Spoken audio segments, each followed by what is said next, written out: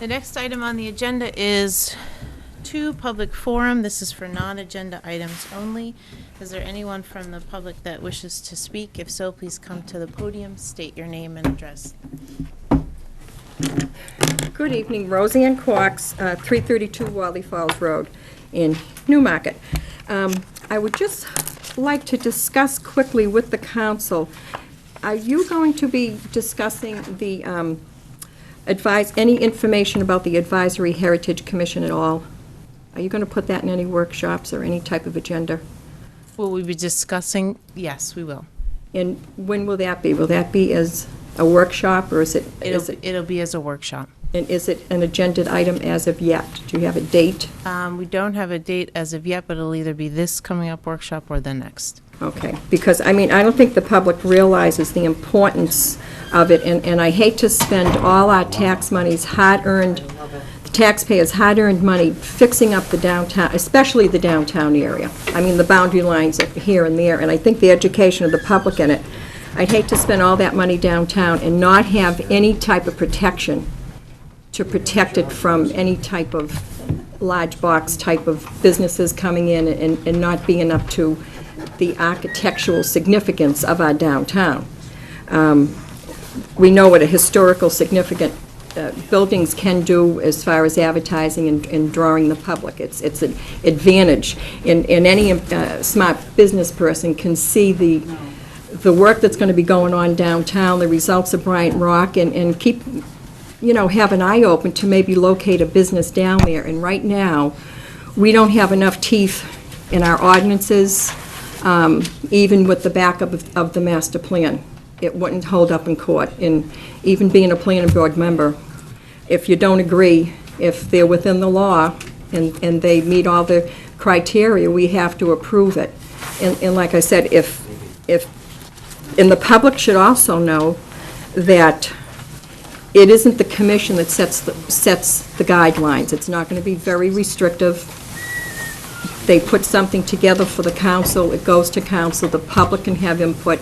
You actually have the opportunity as a council to strike out anything you're not interested in, anything you feel that would be detrimental to business owners or homeowners in the designated areas. So I would like to see the public informed as much in as many workshops and as much information, and I'm glad it's an agenda item.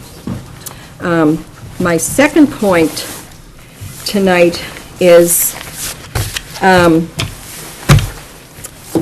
at the end of the last meeting, I heard Chairperson Jennifer Jarvis state that Dana Glennon would be stepping down from Heritage Advisory.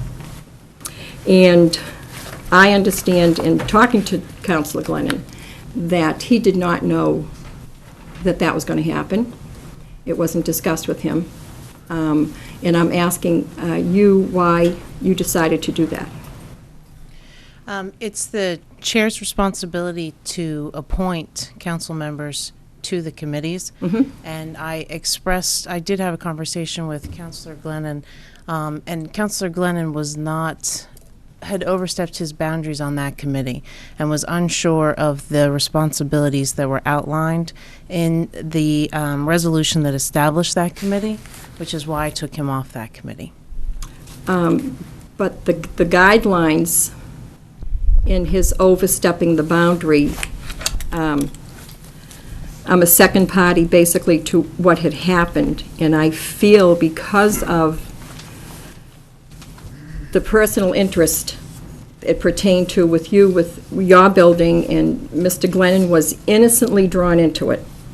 I don't believe he's had any problems in any of the boards that he's been on, the downtown or Riverwalk, and a lot of people are very dismayed and feel that it's more personal than anything judicial that should be done. If you had a problem with him, the way he's presenting his reports, you could ask him to clarify it and be more succinct. But especially because of your involvement with your business downtown regarding the situation, it is perceived that it's a personal vendetta. And a lot of people feel like that. I, for one, feel extremely like that, and I'm very disheartened that you did that. And whoever you're going to appoint to take his place, if he's in the code enforcement officer's office, and because that person is on that particular committee, and the code enforcement officer has to deal with a certain situation, that he feels that he might get some guidelines from that committee and ask them a question, they should be removed from that committee? I don't think so. And I'm very disheartened, and I truly hope... Perhaps Councillor Glennon would like to share those comments directly to me that he's shared with you. So perhaps that's something that Councillor Glennon and I can have a conversation about if he needs more clarification on that. And I wish you would reconsider and maybe postpone your appointment of somebody else to that committee, because I don't believe that that committee chairs or any other members have any problems with Mr. Glennon. I'm on the Riverwalk Committee with him, and he does great work. He was able to get a one-on-one discussion with the Riverwalk people from Riverwoods that no one else has, Rivermore, that no one else has been able to. I mean, he does his job. He listens to his constituents. He has compassion in his discussions and with his decisions. And I'd hate to see him thrown off of any committee because of what I feel is personal. And, you know, we have to, just like I said on planning board, if someone came before us for something downtown, even if I didn't like what they were presenting and felt we didn't have enough guidelines to prevent what they were doing, as a planning board member, if they met the criteria, I'd have to vote for it. And as anyone sitting up there, you have to put your personal feelings aside, and especially if you have a business in town, it's hard.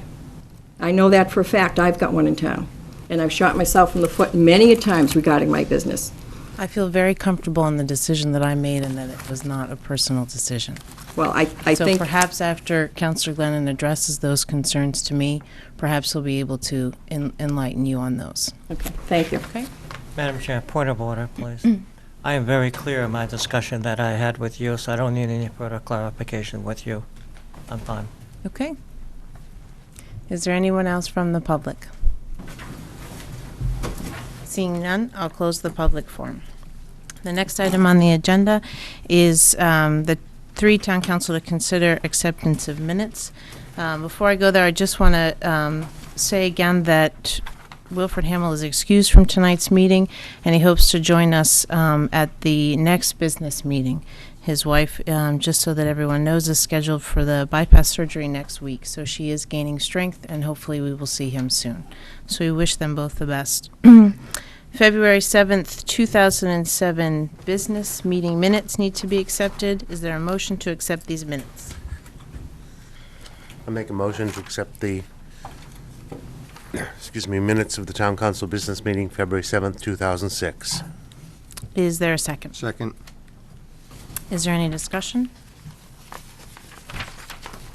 I'm happy that Erica's back. Yes. We were all happy that she's back.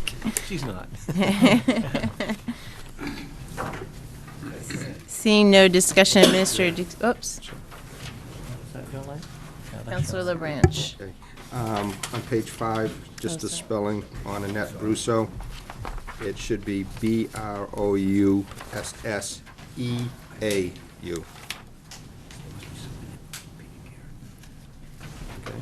Any other? That's all I have. Councilor Pulaski? 5. On You're page taking it 8, from- Okay. on Resolution 2007-03 Newmarket Community Church Steeple Repair Project, there's no mention of the discussion we had. There was mention of actually getting an actual invoice from them, and that's not mentioned here in the minutes at all. We are going to be securing that, though. We've talked to them. But I mean, it should be in the minutes where we did discuss it. Okay. And I believe that was you, Councilor Pulaski, that asked for the invoice, right? Was it you? I'm not 100% sure. I think it was me. Was it Just you, 'cause Counselor? I was debating the, 50% Correct. of the total? correct, Okay. up to 4,000. So can you add that to the minutes, Erica? Is there any other discussion? Seeing none, Administrator Dixon, can you call the roll, please? Counselor Pulaski, Aye. Counselor Jerry Hamel, Aye. Counselor LeBranch, Aye. Counselor Glennon, Aye. Counselor Hart, Counselor Jarvis. Aye. Do we have our speakers high enough, you think? Is that better? Chastain? No, you don't need one.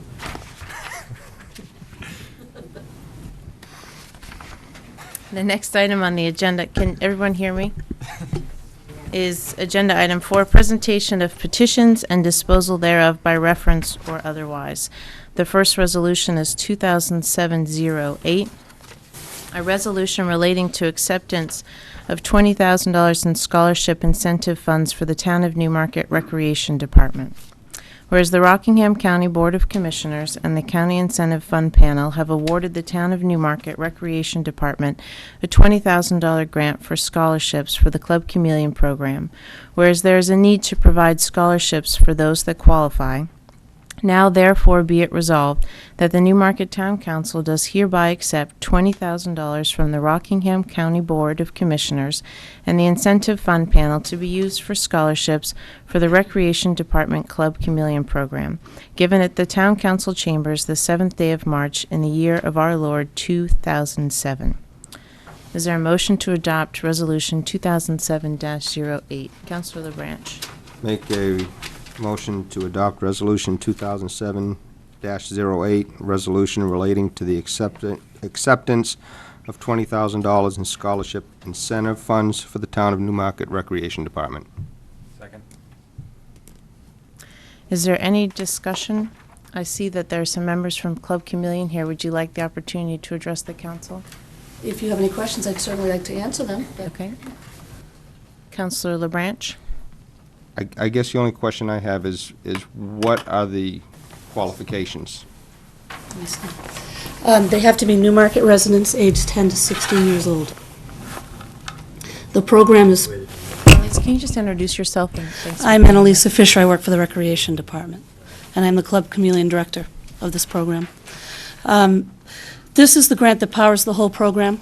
This program is run only with grant money or corporate sponsorship. And this pays for all of the trips for the kids to go on and all the expenses. That way, it levels the playing field and every child in Newmarket is able to attend if they would like to be part of the program. Can I ask, not knowing what this program is all about, Sure. just a little brief summary of what it is that you do? Yes, it's an outdoor wilderness program for teenagers. We take them on trips 1 weekend a month, all year round, which they do extreme sports, anything from rope climbing to dog sledding to kayaking to all those different activities. And built in within it, they also do community service. You might have seen them running around the Heritage Festival. They spent 3 days doing that. They go to a farm in Maine. They are doing manual labor there to help a farm become an environmental camp for kids. They worked at a breakfast for the little girl that just came up with an inoperable brain tumor. So they do a lot of community service and a lot of things for their community as well, because they know they're being given a gift by this program. Thank you. Councilor Hart? Just to clarify, is it direct scholarships, or is it just underwriting the cost for folks that can't afford it, or is it free for everybody? It's free for everybody. That way it levels that playing field. That's great. Is there any more discussion? Thank you, Annalise. Thank you. Mr. Dixon, can you call the roll, please? Counselor Pulaski, Aye. Counselor Jerry Hamel, Aye. Counselor LeBranch, Aye. Counselor Glennon, Aye. Counselor Hart, Aye. Counselor Jarvis. Aye. Motion carries. The next item on the agenda is Resolution Number 2007-09, a resolution relating to additional engineering costs for Phase 2 of the Downtown Redevelopment Project.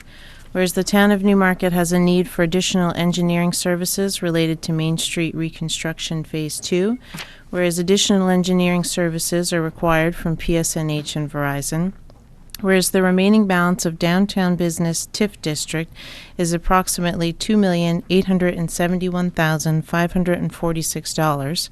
Now therefore be it resolved, the Newmarket Town Council does hereby approve an amount not to exceed $20,000, $10,000 each, to be released from the downtown business TIF district for this purpose. given at the Town Council Chambers the 7th day of March in the year of our Lord 2007. Is there a motion to adopt Resolution 2007-09? Counselor Hart.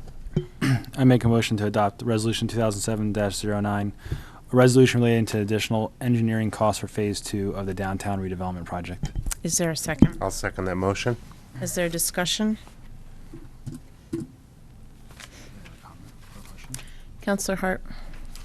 So if I understand, this is the last payment we're making to them for this work that they've been doing on the design of the undergrounding I've been a little aspect? bit removed from that, but Julie Glover is here tonight, so if I make a misstatement, Julie, you pick up for me if you can, okay?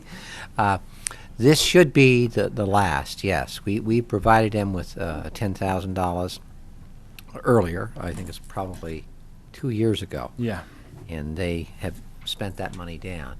And this should be the last, I would think, that they would need. So these are direct payments to the companies for them to do their internal work to engineer the undergrounding. Right, this is paid directly to Verizon and Public Service. They do their own engineering. Okay. Counselor Glennon. What have we paid to date so far? We have provided 10,000, and I think it was 2 years ago, Dana. Yeah, okay. And then didn't we pay another 10,000 about a year ago?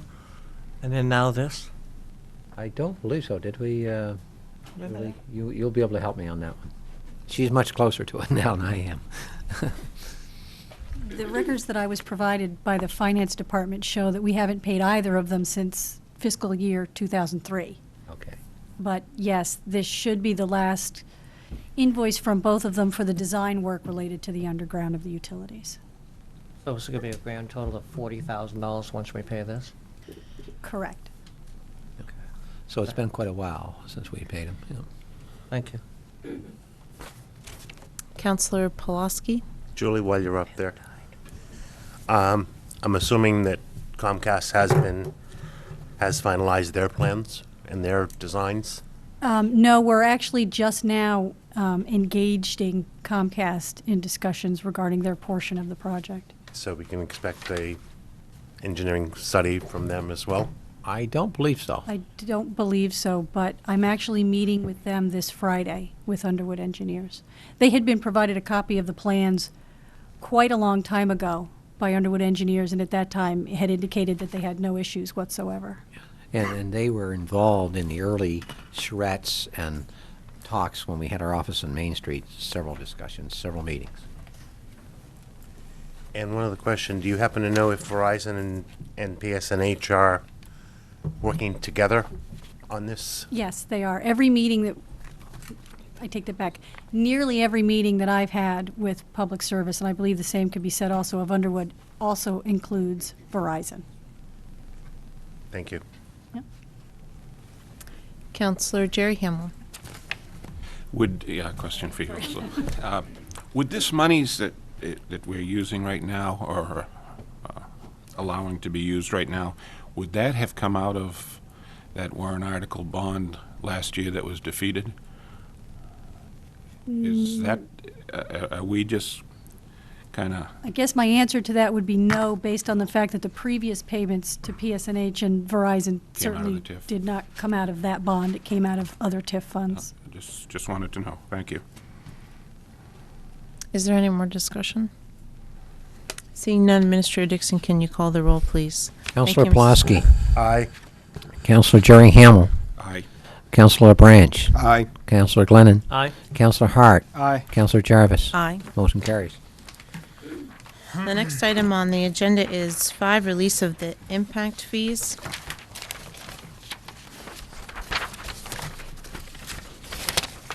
Did all councilors get a copy of the Town of Newmarket impact fee summary? Yes. Wasn't in your packet, but it was an additional, okay. On January 4th of 2007, we received a letter, just to refresh council's memory, that was included in the packet, but the Newmarket School Board respectively requested that the impact fees that have been in escrow for future school district expansion be released to the school district for the purpose of expansion of public school facilities. So I'm asking the council to have discussions about releasing the impact fees, which it looks like, according to this impact fee summary, would be $259,935.23. Councillor Hart. Al, do we have the legal responsibility to ensure that this release is meeting the obligations under state law, or is the school? The school does. And does it matter if the warrant articles next week pass or not on this use of this money, or is that for them to figure out? That's interesting. I haven't talked to Kathleen on that. I mean, I don't have a problem with releasing it because they've demonstrated, in my opinion, a need to expand the school facilities. What that expansion will be, I don't know. The voters will decide next week on some of the options that have been outlined. Yeah. I think I don't want to speak, and Mike might have some inside information too, because he's been on the school board meetings. So then, what does it mean for us to release them then? Well, we make them available to them to use in the appropriate way to fund the appropriate percentage of a endeavor that addresses the growth factor, not the existing needs of the community, but the growth factor in their plans. All right, well, just to get it on the table, I'll make a motion to authorize the release of the $259,935.23 in impact fees for the school. I'll to be made second available that. to the school. I'll second that. Is there any more discussion? Councillor Jerry Hamel? Yes, I don't know if you people have a copy of the impact fee ordinance, but you probably really should have a copy. I was fortunate to listen to Bruce Mayberry when he actually set up the impact fee ordinance for the town of Newmarket. And it's quite involved, and you really don't just release the monies. And it is the responsibility of the council. The school would have to do a study to show the amount of growth that was created by the new development that fell in under the impact fee ordinance, because you would have all kinds of growth in town. You'd have development. In fact, this would show you the amount of development that was waived by impact fees, which is considerably more than the amount that collected impact fees. You'd have growth in the schools from existing housing. And they have to distinguish which growth and the percentage of it that was created by new development that falls in under this impact fee ordinance.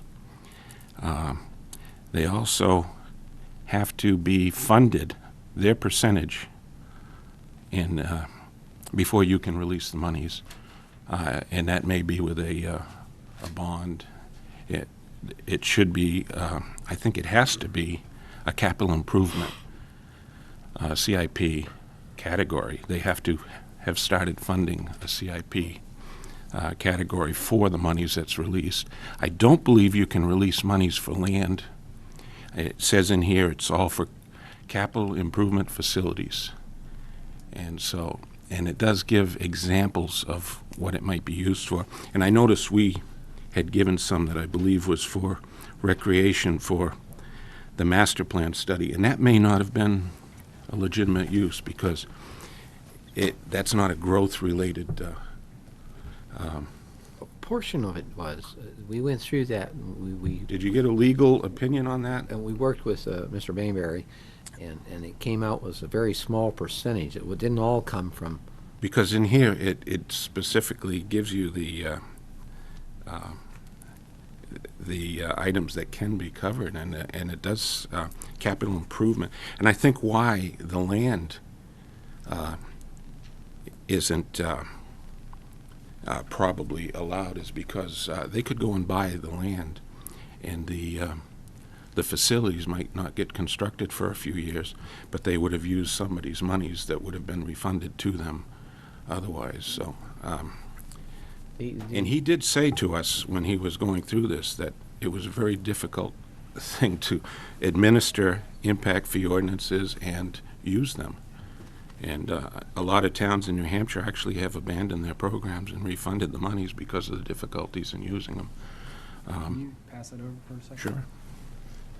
Sure. In fact, the opinion was, particularly in the recreation aspect, because I can remember that, because we spent some time with Bruce on that and with the attorney. And the interpretation was, if this plan led to capital improvements being achieved, okay, then it's legitimate, and the fair share, and that's what we come up with, was the percentage of this study that would be potentially addressing growth issues. So there was a very small amount.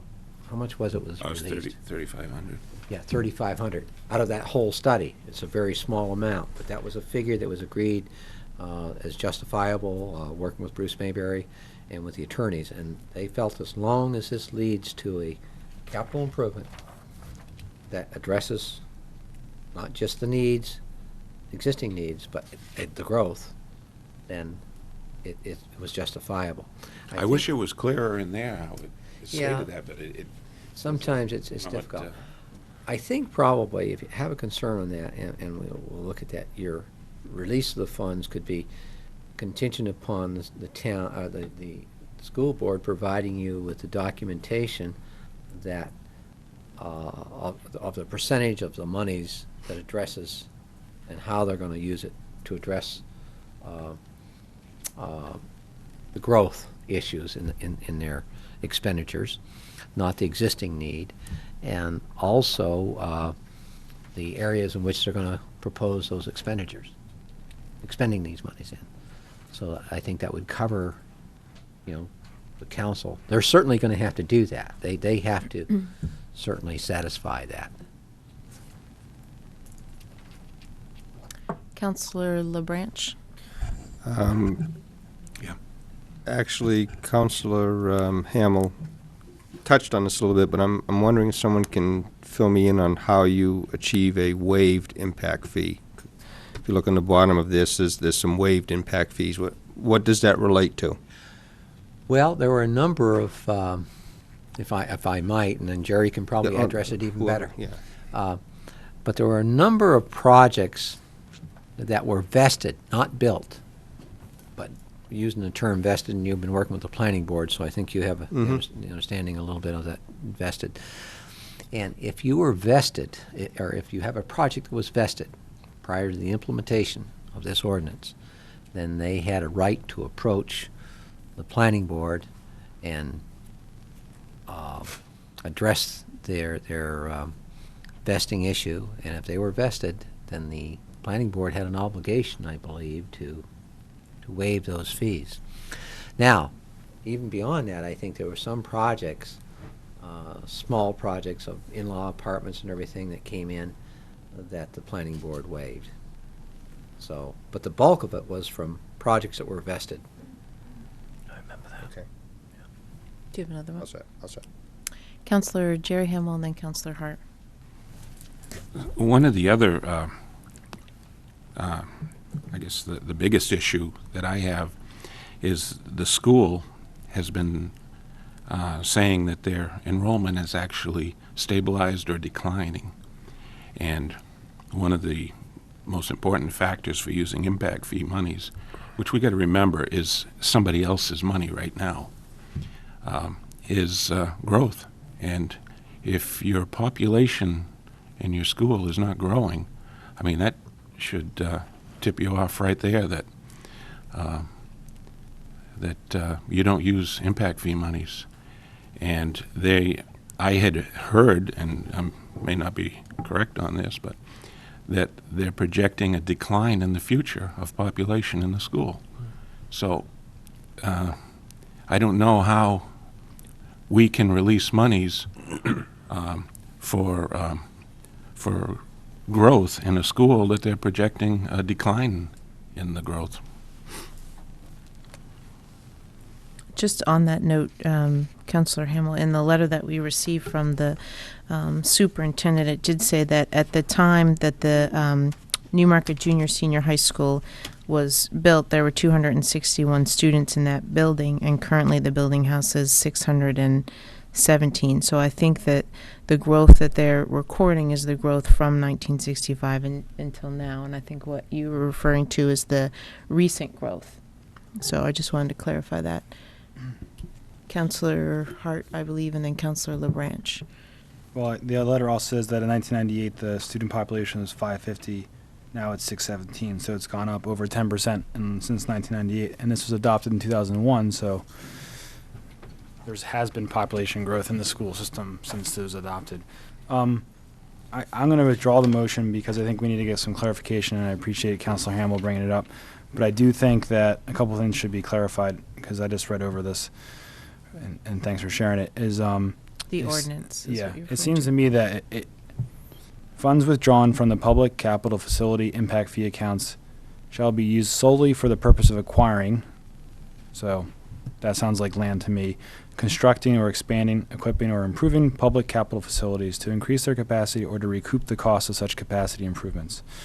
So it's possible that if anything passes, say like the trailers pass, the mobile trailers pass, they could ask for money to pay for those from this. I think so. If they can show that there's a need based on growth. I don't think they need to go back and say these 55 houses paid for the fee and they all have 1.2 kids in them. That's not what the ordinance is saying. And I'm not sure if that's what you're saying, but that's what I was hearing. So it does also say, I think Jerry's right about that we are responsible for administering it, and that that the best scenario might be for the money to be expended and for us to reimburse, because that would be the cleanest way. It does say you can reimburse the town or the school district for capital improvements or for capital improvements made in anticipation of future needs. So, pass that back. Thank you.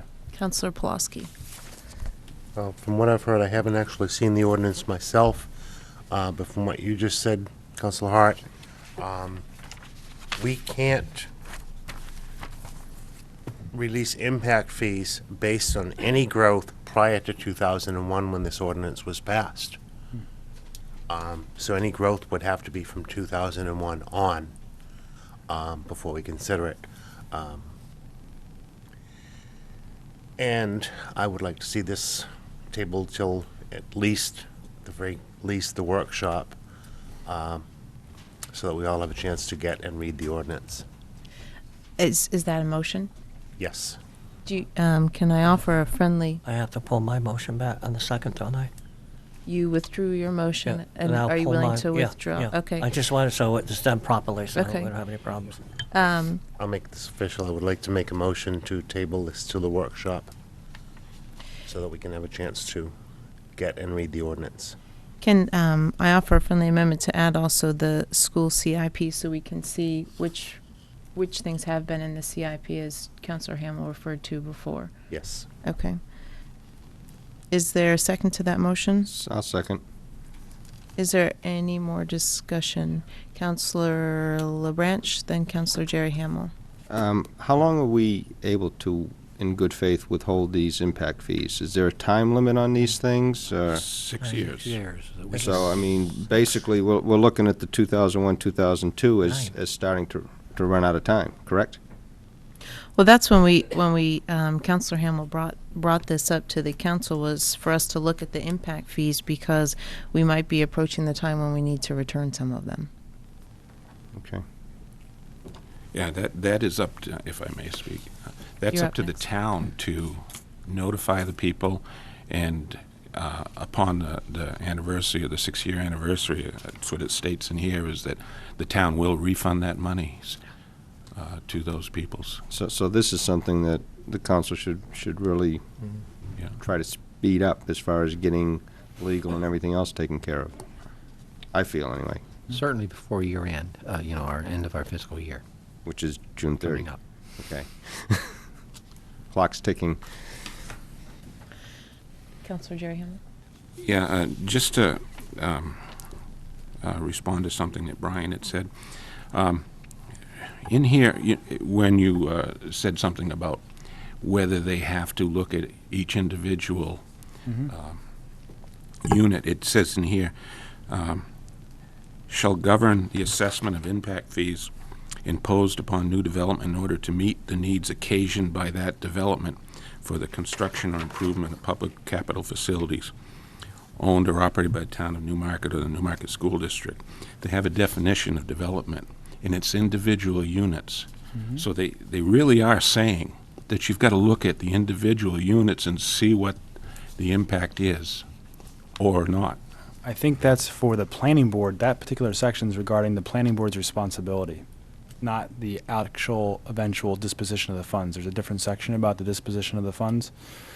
But, you know, Was the neither one of us... authority and applicability. Yeah, neither one of us, I mean, I'm not...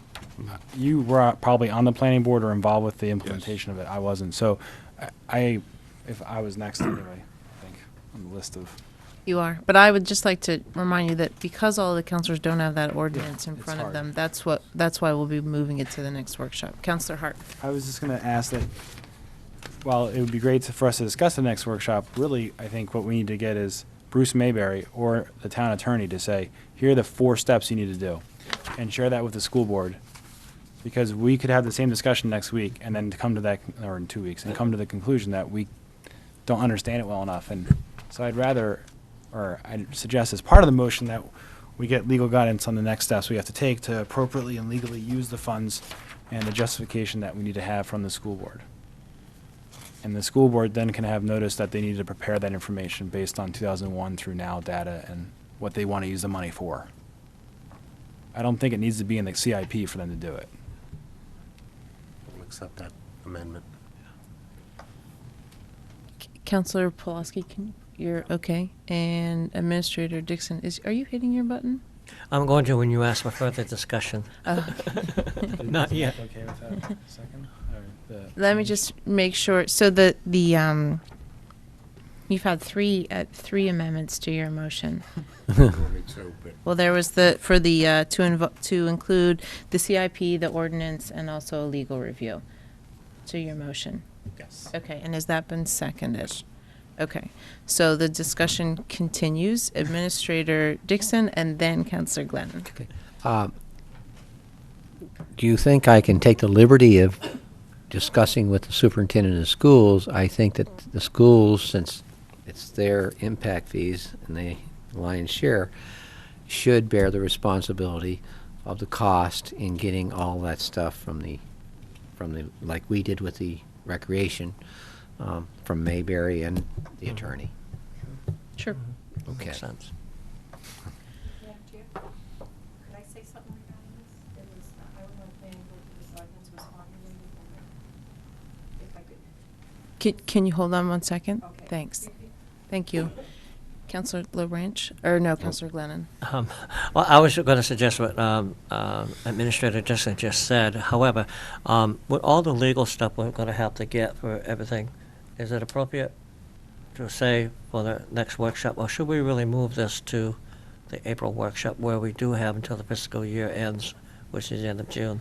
So that way we have everything lined up. We have a chance to look at the ordinance, ask questions at the next workshop, and then have all the, if you have the legal stuff already, I don't know whether we'll have You it. may have so crowded a workshop in March. Yeah, that that's we what I'm may not be wondering. able to get to it till Yeah, April. that's what I'm concerned about too, rather than rush it through.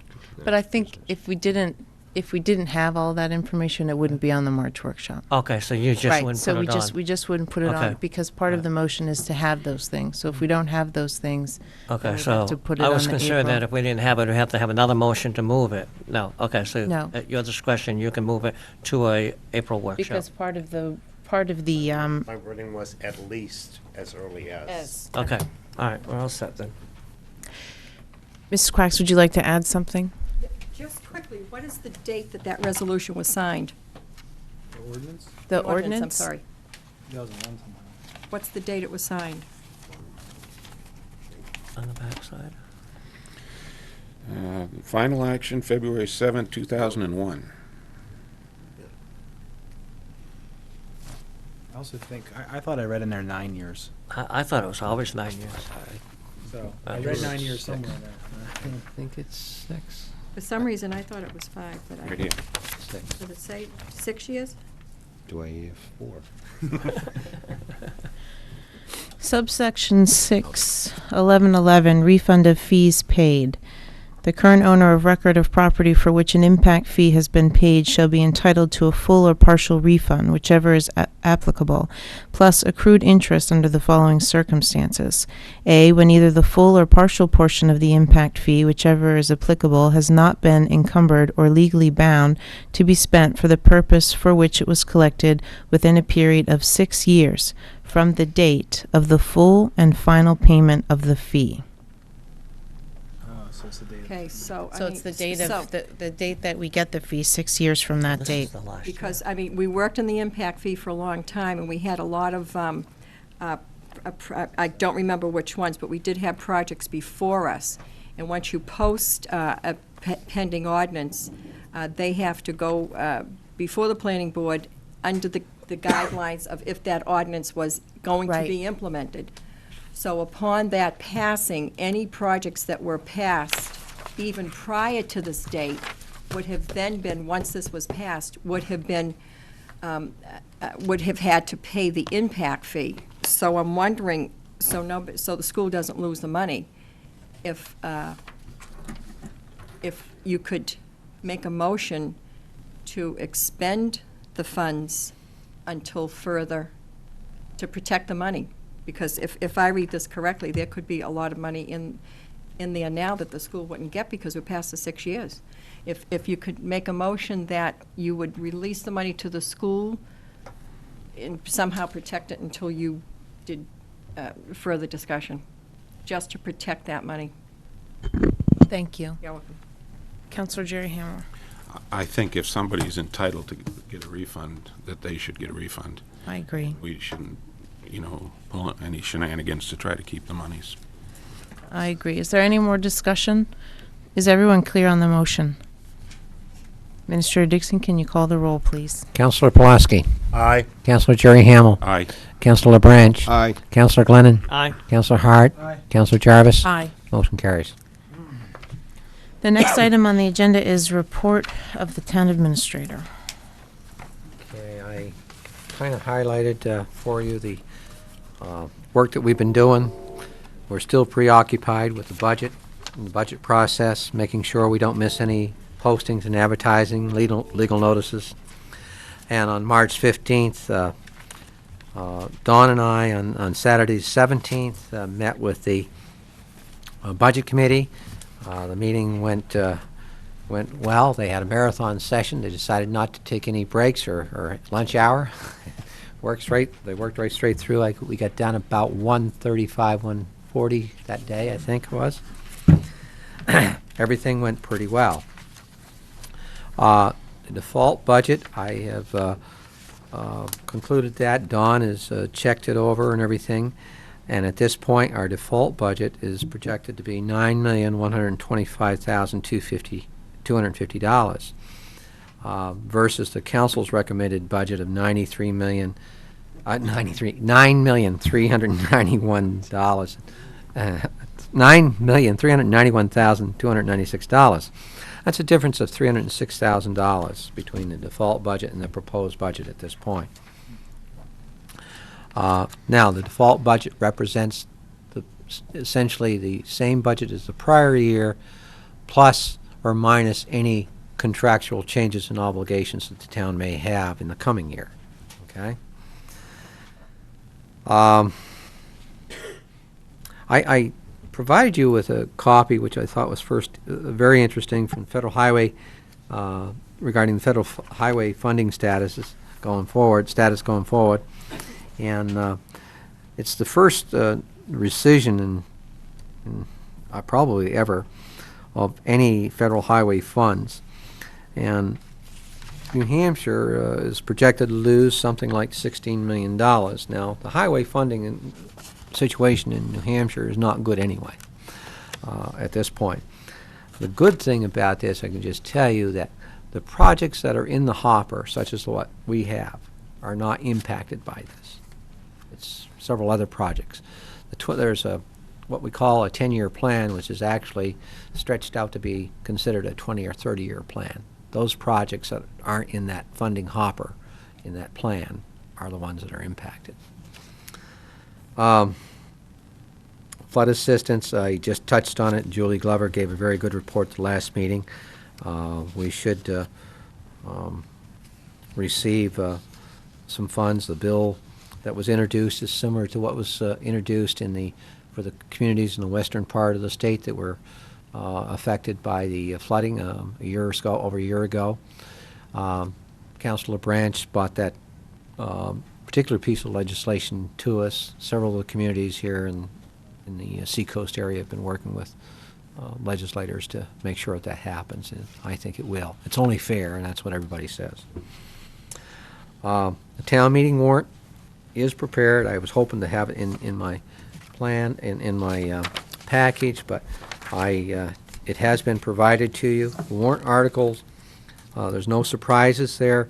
It's the same as basically what I provided you with in the draft several weeks ago. It has gone through review of the legal counsel, and it's gone through the DRA. We got very minimal report and edification. So the warrant articles that are in this package tonight have been reviewed by DRA and legal counsel and meet muster.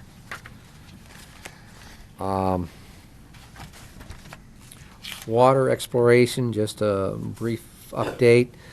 We do have at least two promising locations. We should know better within the next week. Hopefully before this weekend with the warming climate that we have coming right now. The two particular wells that we're concentrating on to drill and reroute to 8-inch have all been modified with a Jaswell seal at this point and are ready for drilling. George, did they didn't get at it today? They couldn't get the truck going. It was too cold yesterday. Yeah. That's the trouble with diesel engines sitting out in the field in this sub-zero weather. Even though they have heaters and everything, it can be miserable trying to get those things going. So, but they are out there in the field. Downtown utility connections. We've had a number of staff discussions since the last meeting, and we reached a consensus of how we operate. Briefly, we have had, according to our wastewater superintendent and Rick Mulaski, our Director of Public Works, a policy whereas we have extended, when we go into an area, new services when they were inadequate to the edge of the right-of-way, or the edge of the right-of-way and the property line, I think, is in most cases one and the same. Right. In this case, in the downtown, with that philosophy, the edge of the right-of-way and the property line is basically right up against the building in most cases. There's only probably two properties that aren't, that come to mind. Post office and the Willie building. So there ought to be minimal expense for the property owners to connect. Next item, the water is treated the same way. And again, the water to the edge of the right-of-way is going to be right up to the building. Now, even though it's still under discussion, and we've had an extensive meeting the other morning for about 4 hours with Frank Underwood, Phil McDonald, Julie, George, Rick, and myself. But the plan is right now that the electrical utilities, the conduit and the wire, will go to a meter on the side of the building, a meter socket on the side of the building. So we've agreed that that's where we're going at this point in time. I think it will, and we're still discussing, as I said, But I think that's good news for the property owner. That should make minimal expense for most people. But I think it's going to end up being the property owner's responsibility to have the meter head installed and, further connection to their building. So that's how that discussion is evolving right now. We also were doing some strategies on what ifs, as far as funding and bidding process and everything, because we pretty well maxed out. We know for a fact, in the last letter that I provided you from DOT on the state aid funds, where we got an additional, actually $530,000. And they said this represents the lion's share of that program to this community, and we really shouldn't be expecting any more. Now, we'll see how hard, fast that is when we go out to bid and if there is a shortfall, but hopefully there won't be a shortfall. The TE program is practically in the same category because these funds are committed, and that's what makes this rescission so demoralizing. These funds are committed until 2012, 2013, way out in the future for projects. So they can't even entertain new projects until that point. But I'm hopeful that we will, if we do have a problem, we're certainly going to be going to the TE for additional funding. We'll go back, and worst they can say is no. The bidding process, I guess, as a result of the meeting yesterday, and we did have a dialogue with Rob Romali from the DOT that involved Julie and Phil and I on the funding. And it appears that we have a clear road to go to bid now with DOT. Is that your consensus? The middle of next week. Yeah, but that's a clear road. Okay. And also, I guess I failed to mention that I provided you with the default budget summary sheet, and also the what a default budget would mean to the tax rate. A default budget would mean for the town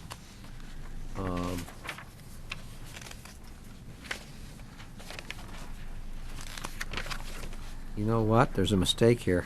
I got to talk with Don on that. I don't know how that would have happened. Don't pay any attention to that last column. If you see, I don't know what happened there. I didn't check that. I thought it was done correctly, but it isn't. If you see the top columns, the appropriation doesn't drop to 456. Where are you looking? You see where you're looking? On the summary sheet for the taxes. Yeah. So that's wrong, so I'm going to have Dawn redo that tomorrow. Is it this one or? It's this one. Tax summary sheet. Oh, next page. The town council sheet is correct, but the... That's a $5 drop in the default budget. Yeah. I just assumed it was correct because we had talked about it, but that's certainly far from being correct, so I'll have to have it looked at, okay? Sorry about that.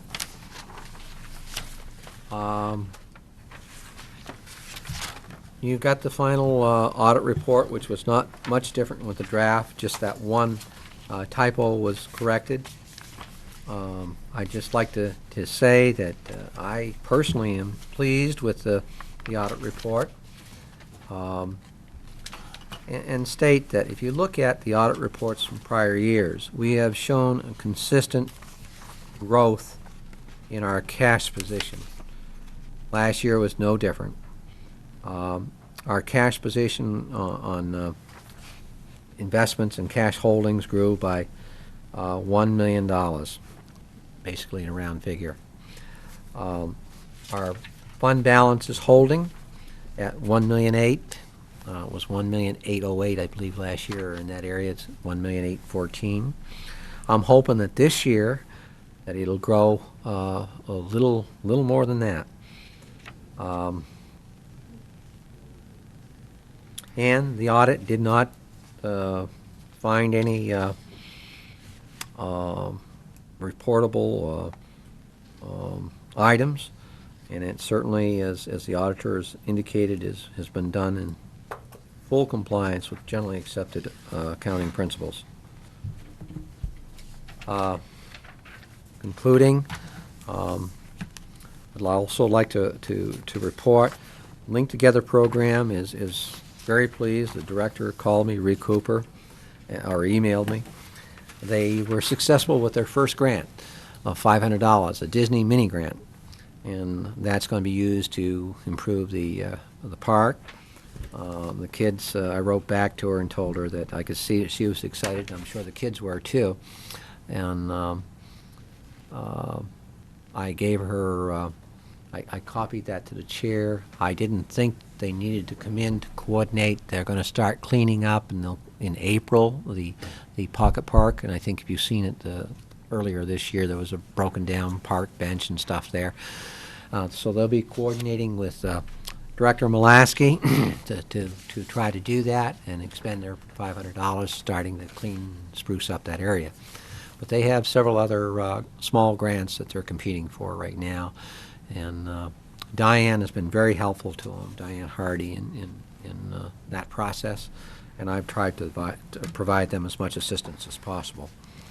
And I think we had to go up for a taped interview and a video cammed interview, Diane Hardy and I, and the kids asked us questions, and this went with one of the grants. And it's really a good experience for the kids, and to see them at that young age conducting interviews and asking questions, it's quite impressive. So tonight, as you look at this, we probably should review the warrant articles because the warrant has to be posted by March 20th in order to be legal. That's it. I'll answer any questions you might have. Counselor, And the MRI report is in. You've got that too, and it's online. is it online? Because I quite think sure there was Dawn some was- kind of technical problems because I thought it was going to be online yesterday, but I received an email from Dawn today saying that there was a problem with the website. So hopefully it will be on tomorrow. We had a problem, for any of you that might have experienced trouble getting a hold of us this morning. We had a problem with our phones when we came in. We couldn't dial out, and people couldn't dial in.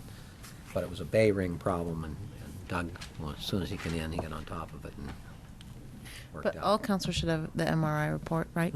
Okay, and it was supposed to be online yesterday, so I'm Yes, hoping that I kind of thought it was. I didn't catch that. he's just sent me an email to let me know that it hadn't gone on, that Doug had tried to put it on. There was some difficulty putting it on, so it should be on there tomorrow. The announcement's on 13, channel That it's 13. on the website? Yeah, yeah. Okay, so. Counselor Hart and then Counselor LaBranch. So I just wanted to clarify the bidding. So does that mean next Wednesday the bid package will be released? I'll leave that to Julie. Can you come to the podium, please?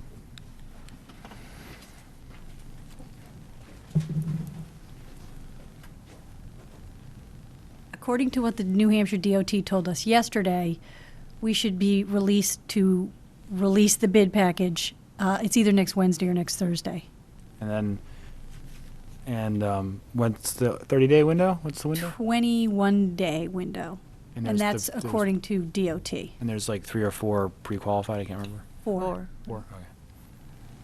Now, we hope to have a good experience on that. I guess Exeter opened some bids, and they had 4 pre-qualified contractors, did they? Was it, Julie? I believe they had 4, but they received 2 bids. And they only received 2. We're hoping we'll get bids from everyone that's pre-qualified. I mean, ours is a 2-year project, and Might have some I think advantages. it's a much bigger project than the one in Exeter. Although $2 million's nothing to sneeze at. I know, but they know they do know that there's other project waiting. If it's the same people, I would go for the Good longer point. one. Yeah. We hope. Yeah. Thank you, Julie. Counselor LaBranch? Administrator Dixon, on the default budget in your report and the default budget on Article 12, they're 2 totally different numbers. One is, in your report, the default is $9,125,250, and in the operating budget, it's $8,879,91. That's last year. Last year's. Again, well, thank you. So it is Councilor Branch, it is the 9 million, that your summary sheet. So which one is right? the 9 million. Okay. So, the warrant article. That's 1 probably for- where you got the $15, sure. The $5 difference, right? No? You used that number. The operating budget's slightly wrong too. The, 9398 versus 9391. So you should okay, Oh, yeah. double check that. keep up. Yeah, good catch. So Mike, can you clarify the totals that should be on Article 12? The default budget for Article 12 should be 9,125,250. Yep. Mhm.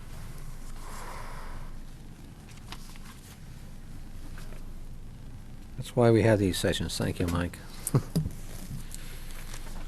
And the operating budget should be 9391. Correct, right, yes. Extra $7,800. So actually, Administrator Dixon's report is correct. Article 12 is wrong on that paper that we have. Okay. I'm sure Dawn would have caught that the next time around. But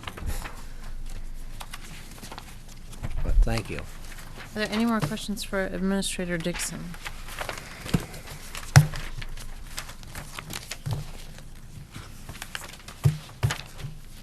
Oh, I would like to say, too, that we have been coordinating with the marathon group.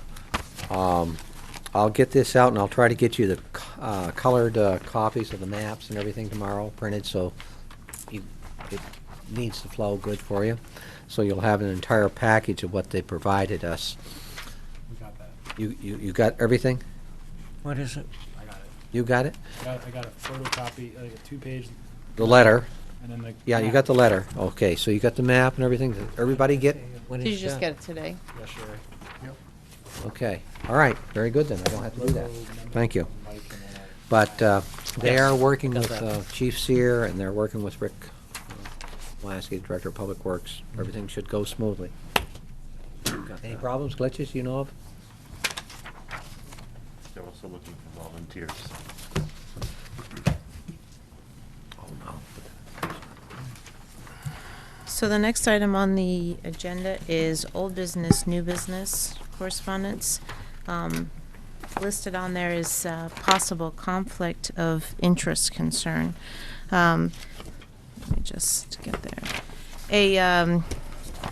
About 2 weeks ago, I received a phone call from a resident that would like to remain anonymous. It was concerned about the amount of work that Councillor Jerry Hamill does for the town, and was under the impression that possibly he had a contract with the town because it appeared to her that he was working on a daily basis for the town. So I had asked, that was not my understanding, but I said that we would look into it.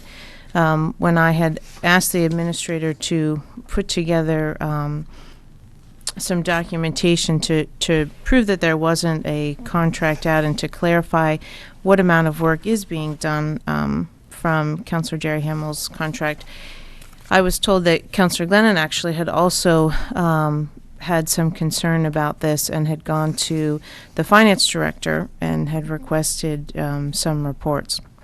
So I explained to Councillor Glennon at that time that we would bring it up on the council level so that the council all had the information to look at and to decide whether or not we felt it was a conflict of interest. There was some discussion about this, I guess it was maybe 3 years ago. Some of the other councillors that were here 3 years ago might be able to add to this conversation, but that Councillor Jerry Hamill was concerned about that and wanted to make sure that he disclosed his job and that he would possibly be working for the town.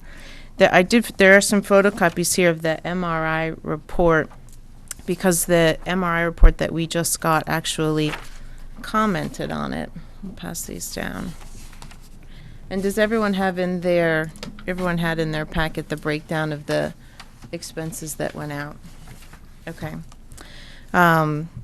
So in this, under findings and recommendations from MRI, It says under the Code of Ethics and Conflicts of Interest that the town has purchased goods and services directly and indirectly from members of the council or their close relatives.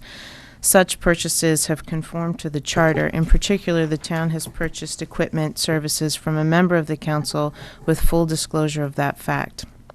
Recommendation from MRI was that the town council should develop a code of ethics governing the relations between themselves, the public, and employees. The code should include more detailed information on conflicts of interest, the receipts of gifts, etc. The recommendation from MRI is that the town should annually determine goods and services that might be desirable or required for unanticipated events during the coming year, such as excavators and other heavy equipment, emergency engineering services, etc. A request for proposals for such services should be issued from which providers can be selected and an open purchase order established to be utilized by town departments when required, assuming funds are available for such purposes. And when I started looking into this resident's concern, in conversations with Administrator Dixon,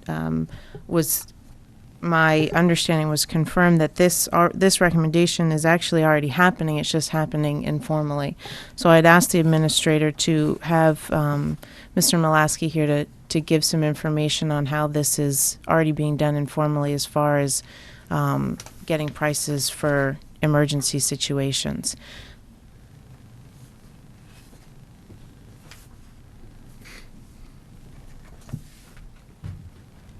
Currently, it is informal. It's just calling around, getting some phone calls, and there's no bid documents per se, but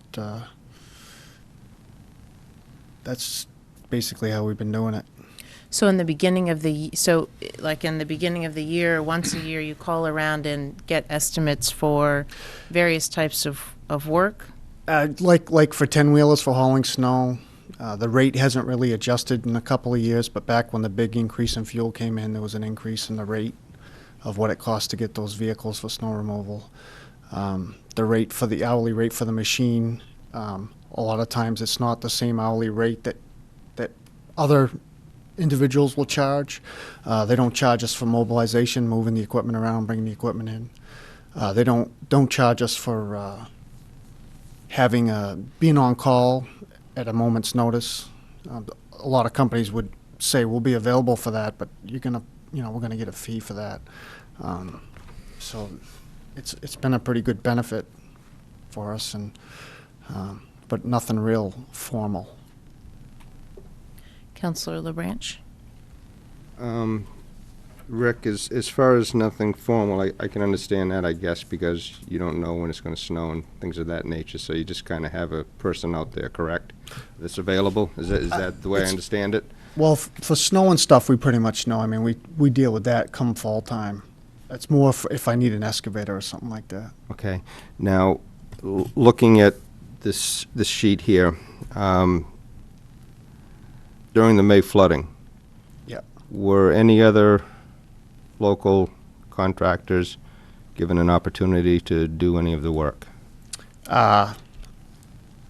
During the flooding, I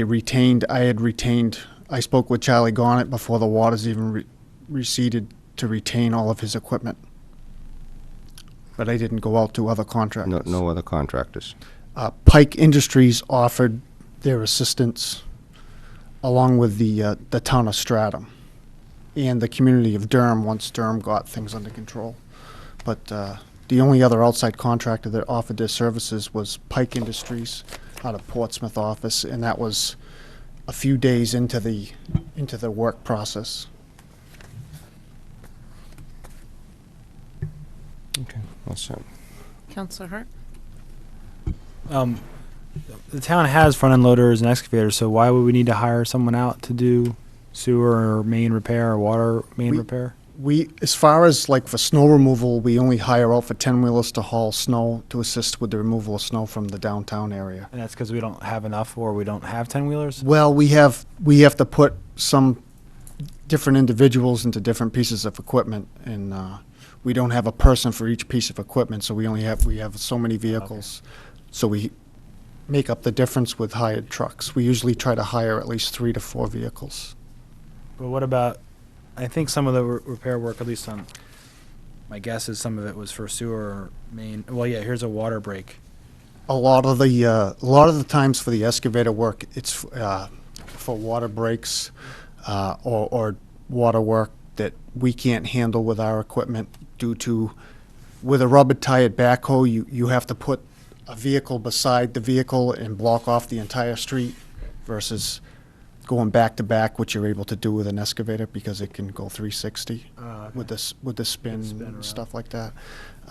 There was a sewer project we did on 108 down by the Getty years ago where we hired out the excavator. But for like water breaks and stuff, this time of year when all that frost in the ground, our backhoe cannot. We would be out there for hours and hours to just get through the frost. I see. Councillor Glenn? I have a couple of questions.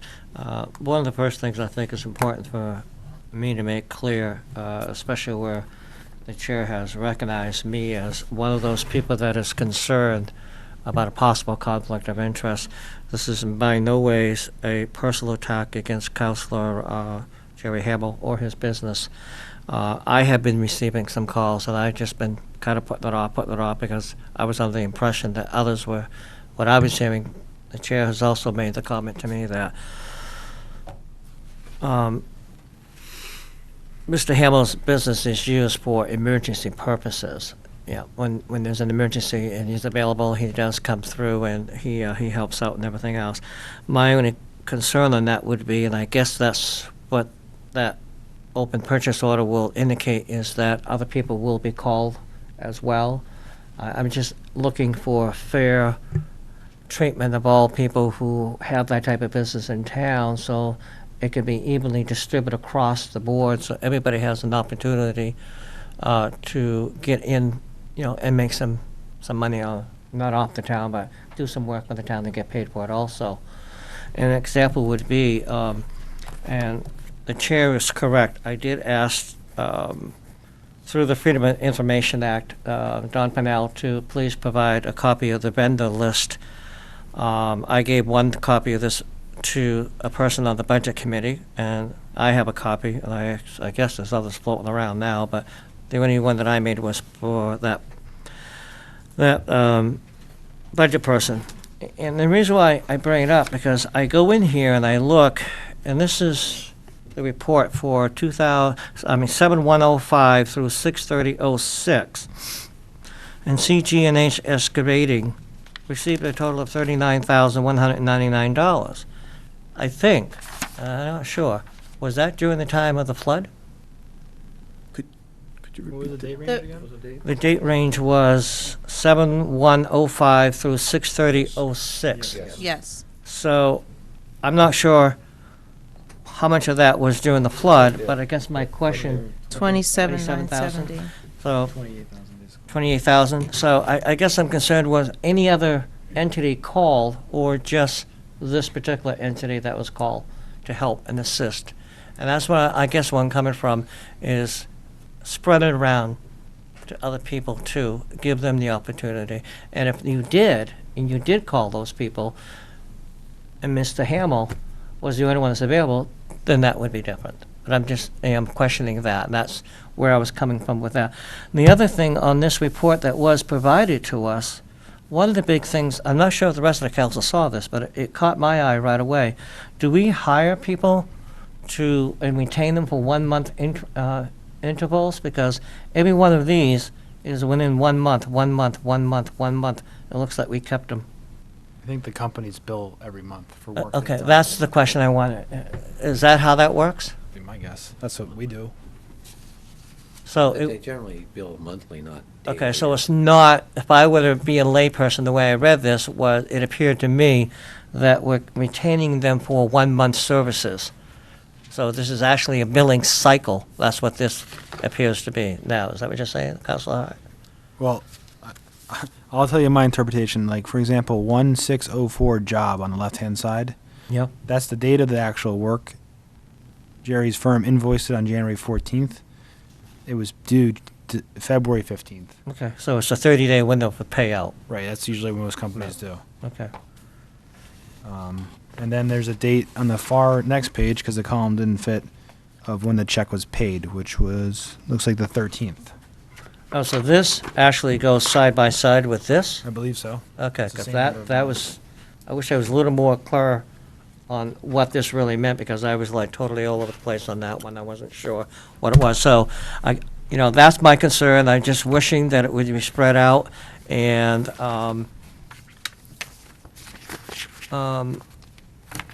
and we are absolutely clear that the charter does say, and everybody understands, I read the charter, and other people have been reading the charter, and there's a concern if there is a conflict, because I guess if you're on the council, or a public official, not just the council, but if you're in the public eye and you can make some money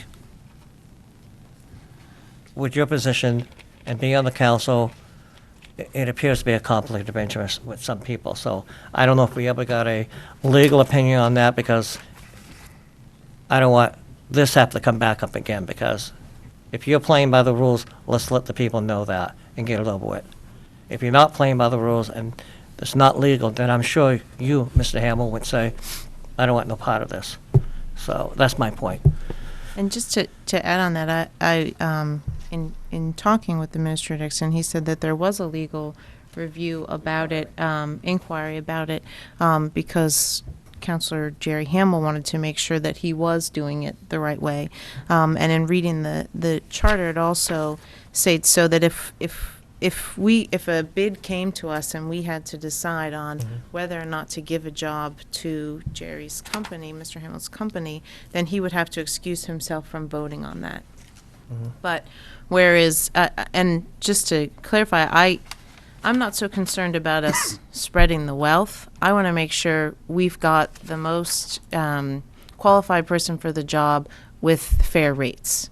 So if that's Jerry or if that's somebody else, I want to make sure that we offer it all out there, get the bids, and we're using the person that's the most reasonable, not spreading it out just so that everybody feels that they have a piece of the action. It's our responsibility to make sure that we're getting the best bang for our buck and pricing it out and making sure we're doing that. So this informal process that you've been doing, Mr.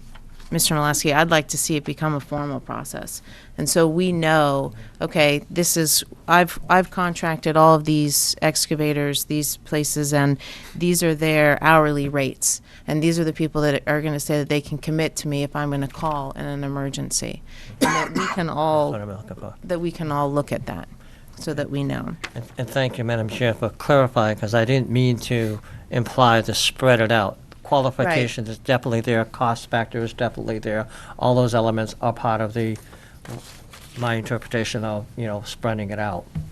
And it sounds like you've been doing that informally, but it needs to become a formal process, and the council needs to be aware of it. Councilor Hart and then Administrator Dixon. I agree that it needs to be formalized, and I think the appropriate document to put in is that bidding document that we saw. I'm not sure if there's an emergency section within it. The one that outlines if it's under 5,000, over 5,000, whatever. And I can imagine if I was Public Works Director last May, I would have been trying to get things fixed as quickly as possible. And I could definitely see myself being like, the local company knows the town, and I could call them up at 2 in the morning, and they're going to be there because they're driving 5 minutes down the road, versus coming from Portsmouth and calling somebody who works in Epping. But I think for sake of moving forward and keeping it clear, having every fall calling the 5 companies that are in the areas, or putting it out in the paper and saying, we're looking for snow removal between midnight and 5 a.m., 10-wheelers, hourly rate. If there's an activation charge or mobilization charge, have them all on record, and then it's really easy to say we had these 5 people and this firm was the cheapest. That's why we use them. Yeah.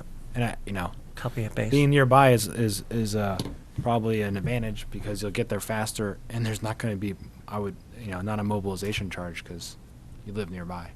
But so hopefully that's helpful, and hopefully it can be adopted pretty quickly for the next season, because we're getting out of the season when this stuff happens.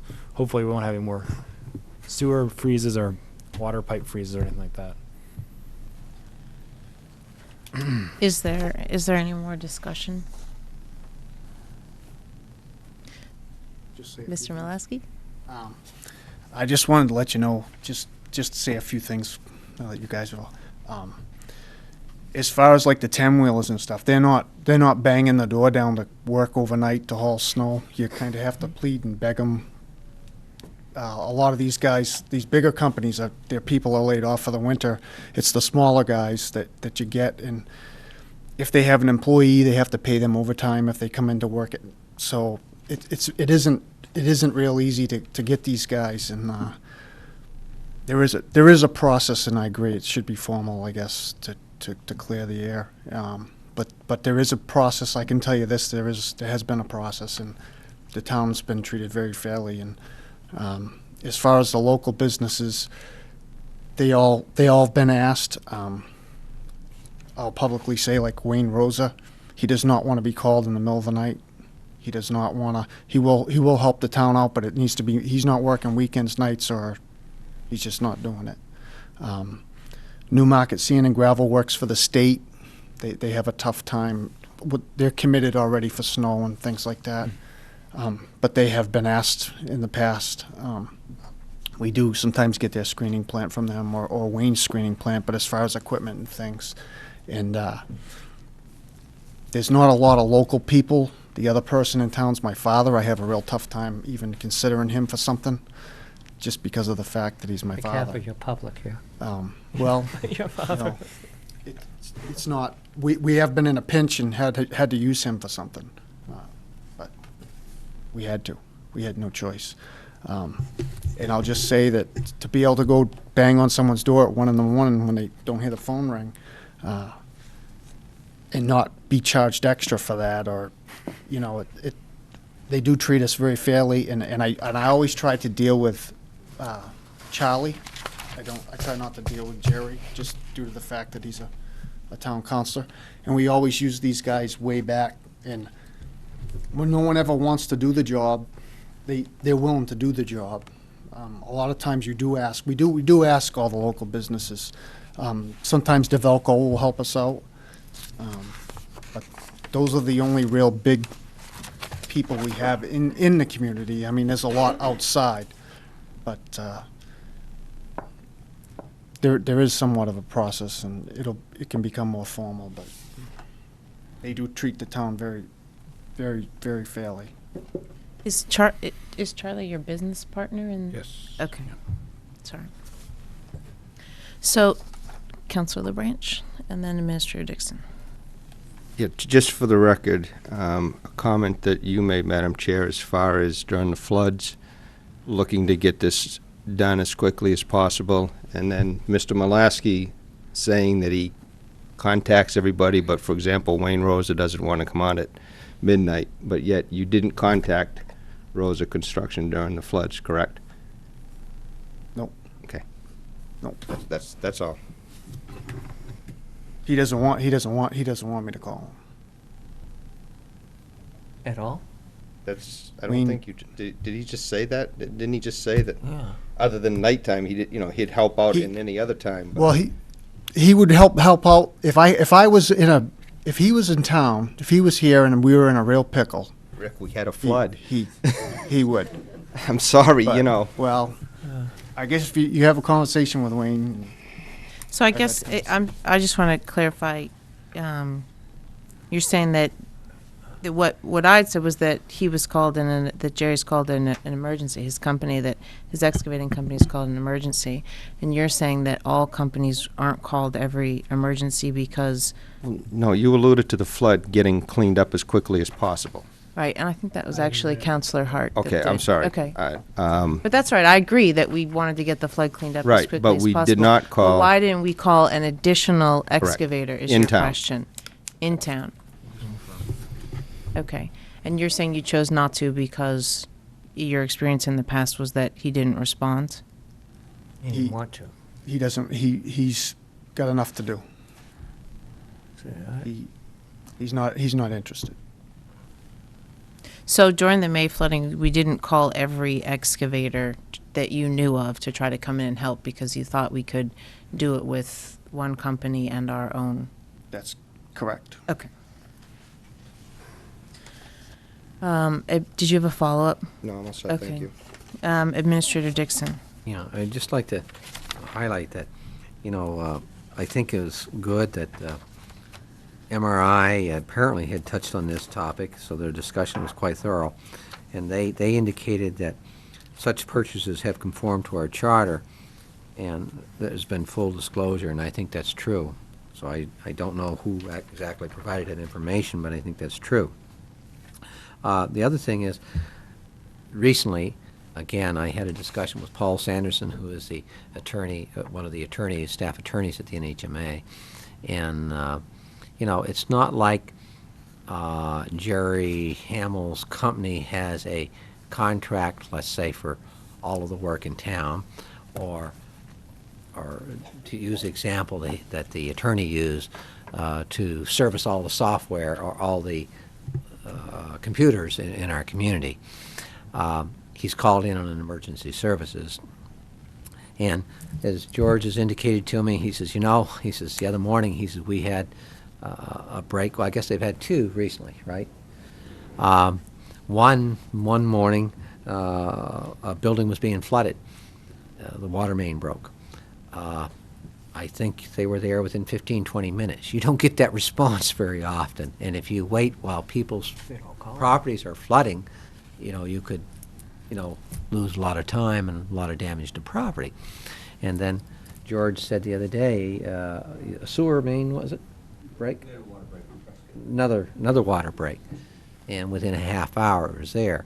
You got to admit that's pretty good turnaround time. Now, also, the attorney indicated, in small towns, it's often very difficult to avoid these kinds of situations. There's only so many people. But they did not have they didn't send me a real bad vibe. But they did agree that possibly what MRI had recommended, it would be a good procedure, and I think Rick sees that too. So in the past, Mr. Mulaski, we've asked for copies of quotes that you've gotten on certain jobs, like painting jobs or bids that you've put out, jobs that needed to be done, and we've asked to see copies of the bids that you got on those jobs. And I would like to suggest that something is drafted up, the type of services that we were just talking about briefly, the types of services that you will need in a year. It's not a contract that you're going to sign with somebody, but this is what we're looking for. Can you give us your hourly rates and your availability? And if the council could get a copy of that and see, and then you let us know. In the past you've said, okay, I've sent this out to 4 people, I've had 2 responses. Attach with that a copy of who you sent it out to and how many responses you got back. And that way the council knows that it's been put out there to everybody and what the response has been back. Sure. So I don't know if the council is in agreement of that. It's a little bit of a piggyback onto what Councilor Hart said.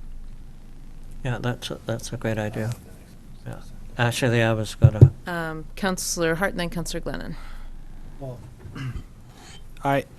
I was going to make a motion similar to yours, but I don't need to see that you did it. I want to adopt the policy, and it's Al's job to make sure you did it. I don't need to get copies of who it was sent out to, because I just want us to adopt the policy and know it's in place and make it clear, and then have confidence that once the policy is adopted, it's going to be implemented. And I think after this discussion, it's going to be, because Rick has agreed that it would make sense. So that's my preference. I don't think you need the copies, but it sounds like there are some counselors that would like reassurance that everybody was given it to. So that's why I made this suggestion. Do you have anything else, or? Nope. Councilor Glennon. What I wanted to say was we could beat this thing until it's dead, but basically, let's just get over the $5,000 amount or whatever the amount's supposed to be. Let's get the bids, go out there and get them, and if you only got one, then it's Mr. Hamill's business that does it, that's fine, you'll cover it yourself. That's all I'm looking for, is that we do go out and get the information, get the bid, so we're covering ourselves, we're covering the town, and we're doing the proper thing. As far as having to see everything like the chair has just suggested, the only thing I would like to see is when it does go out to bid that we see the copies. I don't care how you guys dropped it, That's up to you folks. You do that. If it goes out to bid, you come back, you tell us you have to have this project done, so be it, that's fine. If it's over the amount that's supposed to be go out to bid, then show me the bid that you got it, and that's all I'm asking for. I think if I could, what we're talking about is putting out a request for services, not a contract, Yeah, services. and soliciting a price for excavators for the coming year to cover emergency situations, water breaks, water mains. Now, there won't be a contract with every one of them. It's going to be, as how many hours it takes. It's an agreement. Right.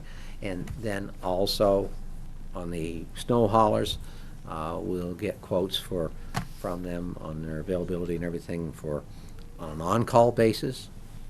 And it's generally after 11 o'clock at night, okay? And the size of vehicles they have available in their price. So then there won't be, we can provide that to you, so you have that on an annualized basis, that it's been done, but there won't be a contract every time. I think we're all on the same page here, so I'm looking for, I didn't take yours as a motion, but perhaps this is, well, you said you were thinking of making a motion, so if you're making the motion, now would be a good time.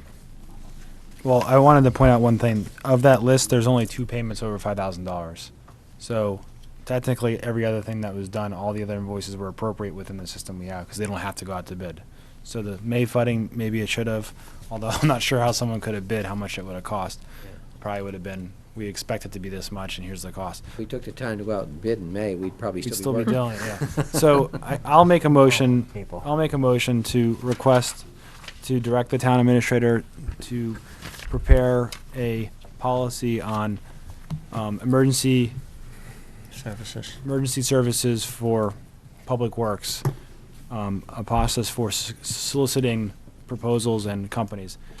And then what I would expect that would be is, okay, 5 companies respond for trucks to haul snow, and the company with the cheapest rate is called first, and then it goes down the list, and then, if they don't respond, they don't respond, but you have it on record and stuff like that. So I just want to make it a motion so it's on record and request that it be brought back, by the end of April. Is there a second? I'll second that motion. Is there any more discussion? Councillor Pulaski. As far as paperwork coming back to the council, I don't see that as being an asset. If any particular councilor wants it, they should be able to go to the administrator and get it. But having it actually come directly to the council, I don't think there's a need for that, and it's basically a waste of paper. Just to clarify, it was that when it went out for that one time, that one page was attached to who it went out to. Yeah. That was pretty much it. Oh. Yeah. So, Councillor LeBranch. And just to piggyback on that a little bit, I understand where some councilors are coming from. They don't want to have to go through all this paperwork and verify things and check them out. But, with the, I was given a copy of the vendor list today. It's over a 2.5-year period, it's 90-some pages long. I think when we're dealing with that many vendors, I really feel that the council needs to be a little more hands-on with some of these vendors that we're dealing with, to the extent that maybe, I know we've brought this up in a couple of previous meetings, the manifest, which I believe you sign off on, correct, Administrator Dixon? Maybe have that available for the council to either initial, sign off on, take a look at. If they don't want it, so be it. But if they would like to look at it, have it readily available. Is that something that we can look into? I have no problem with that kind of a policy. It's spelled out in your charter, though, and I don't know, it might take a change in the charter, but I have no problem with that. In fact, I even suggested the MRI, which I don't think they concurred with, and I've had this in other communities, that there's a subcommittee of 3 councilors sign those. Now, that can delay the process of getting checks out, but nonetheless, I would have no problem with that myself. But I think it would take a change in your charter. Well, reading the report from MRI, I believe it was stated that at times there's actual manifest signed without complete documentation. Well, not necessarily without complete documentation, without, and this happens in many communities. Excuse me for 1 second. Councilor Branch, do you mind if we talk about this right after we, a motion's on the table, sorry. and before we all forget what that motion is, I'd like to address that, and then, believe me, we're going to discuss that vendor list. Okay. Okay. Is there any more discussion on the motion on the table? No. Yours is something else? Yours is, okay. Administrator Dixon, can you call the roll, please? Councilor Pulaski. Aye. Councilor Jerry Hamel. Abstain? Councilor LaBranch. Aye. Councilor Glennon. Aye. Councilor Hart. Aye. Councilor Jarvis. Aye. Motion carries. Mr. Hamel, I know it's obvious, but could you just state why you're abstaining, please? I think because I would be affected, I'm assuming I'd be affected by this by being asked to submit a bid. Thank you. I was going to do the warrant articles next, but let's go back to what Councilor LaBranch was referring to on the vendor list. Because I think a lot of, I wanted to clarify a few things because I'm not sure if everyone has the vendor Right. list or where we stand on that. So let me just get everybody up to speed here. On February 22nd, the finance director received a letter from Dana Glennon. Under the Freedom of Information Act 91-A Public Right to Know law, I'm requesting a list of all vendors who have received in excess of $500 in total for the fiscal years of 2005 and 2006. Please also include to the end of January of 2007. Please let me know when I can expect this report. So that's the report that Councilor LaBranch is referring to. It's a what'd you say? It was 90-some page, 91-page document.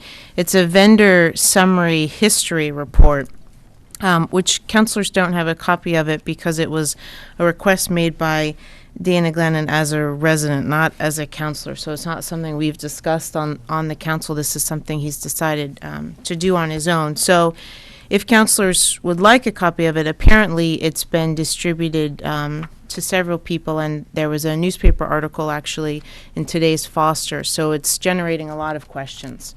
And unfortunately, the council wasn't aware that that was going to happen, so we're not prepared to address them. But there was also another request from Mr. Glennon on March 6th. Dear John, recently you've provided a copy of all transactions related to vendors for fiscal years 2005 and 2006 up to February 22nd, 2007. I've found this information most interesting. Once again, under the Freedom of Information Act 91-A, Public Right to Know law, I am requesting the following information. Please see below for further details. I've provided the vendor number, vendor name, fiscal year, and the dollar amount of the transaction. Please provide a photocopy of the original invoice for the dollar amounts listed. It lists 4 vendors, 3 of them being law offices that the town has used, and then Mr. Dixon. And it is totaling, it's been totaled by Councilor Glennon, the amounts that were spent in those categories for the last 2.5 years. So again, this isn't information that the council requested or has discussed or even had an opportunity to look at, but we can decide tonight if this is something, it sounds like, Councilor LaBranch, that you might have some concerns about, and Councilor Glennon obviously has some concerns about it. So now that everybody's up to date of where we are, if you wanted to speak to that, Councilor LaBranch. It's not so much that I have concerns about that document, it's that I want to eliminate any concerns. And as a counselor, if I can see that if I'm signing my name off on a piece of paper that I'm okaying this, okay, then if people ask me, I can tell them, yeah, I saw that, I know what that's all about, it's not a big deal. But I think, I didn't take this seat to be a rubber stamp. And the more knowledge I have, the better job I can do for the town of Newmarket. That's all I'm saying. So just to clarify that, are you saying that you want to You had mentioned, you had given one suggestion as far as seeing, not necessarily even signing off on the manifest, but seeing copies of the manifest after Yes. they've been signed. And And once again, I don't want to get into everybody having to make 7 copies of a 15, 20-page document either. I mean, if you want to leave it where our mailboxes are, you know, in a notebook, so we can just glance at it when it gets updated. I mean, I don't know how often the manifest comes out. I don't know if it's bi-weekly, weekly, once a month. Once a week. Okay. I mean, I'm in the town hall getting my mail 3 times a week. I have no problem opening up that notebook. Yep, that's good. Okay. so if the signed manifests were kept in a folder in the office where we get our mail, that counselors that wanted to look at it could peruse through it at their leisure. Okay. Do you also have concerns about, I mean, we do have the policy that everything over $5,000 needs to come to us. Is that something else that you'd like to see changed, or is that a number that you're no, comfortable that's with? fine. I voted in favor of that. I have no Okay. problem with that. My light is still on, yeah. If I could, Madam? Administrator Dixon? That's Is not a this not problem in doing yours, that. And it may be something, you know, like I said, the MRI consultant, when we talked about it, I said, look, in other communities, I've had like 3, but not a majority, because if you have a majority, it's a meeting. In this case, you could have 3 counselors. They'd come in, sit down, review, and sign the manifest themselves. You know? I don't want to have councilors Okay, do you don't anything wanna they do don't that, want to okay. do, okay? All right. If they choose not to do it, that's fine. But if I'm going to sign off on some of these resolutions and okay some of this spending, I'd like to have a look at it. Yeah. Well, and I say that's fine. I just wondering if you wanted to, you know, take it a step further. Counselor Glennon and then Counselor Hart. Town administrator is absolutely correct. As far as the manifest is concerned, per our charter, it is your responsibility to sign off on that. It's not the council's responsibility. And that was brought to my attention just recently, comparing us to the school board. Well, the school board is a different form of charter than us. They, on their end, it is the chair and the members of that board that do sign off on the manifest. Here, it is clearly you. However, I do agree with Councilor LaBranch. I would just like to have that opportunity to look at it. And putting it in the offices is a great idea, and I would agree. I don't need to have a photostat copy of it every time. Now, with that being said, I'd like to just touch base on the vendor list and the reason why I asked for it. There were 2 reasons why I asked for it. Number 1 was because I was getting a lot of calls and concern about Councilor Jerry Hamill. So I pulled it to look at it just to see, not so much what he was getting as this company, but to see if we were using other companies as well.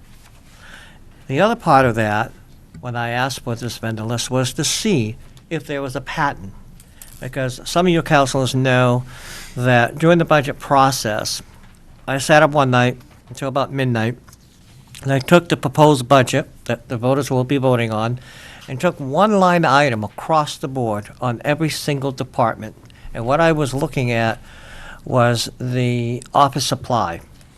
And it came up to over the proposal that they were asking for was over $100,000. And my bells went off in my head, the lights were flashing, and I said, gee, $100,000, did a little bit of research and found out various departments will order what they need, and Kathy does do the bulk of the ordering and all of that. My thought process there was, if there was a mechanism in place where we had a central location for all the supplies to come in, and it would disperse through a requisition or however you want to do it, a little more paperwork, but what it does for us, if we go to a company such as WB Mason, just an example, and said, here's the town of Newmarket, we have approximately $100,000 we spend a year on office supplies. Can you envision what the purchasing power that would have with any company? We probably would save off the top 15 to 20%. That's where I was going when I asked for this report. In addition to that report, I was looking to see if there were any patterns that was happening. And I do have questions, and that is the reason why, rather than go, bring it up to the council level, I wanted to do the research behind the scene, and that's why I'm asking Mr. Dixon for some documentation to support what I've seen so far. And that's where I'm at. Okay.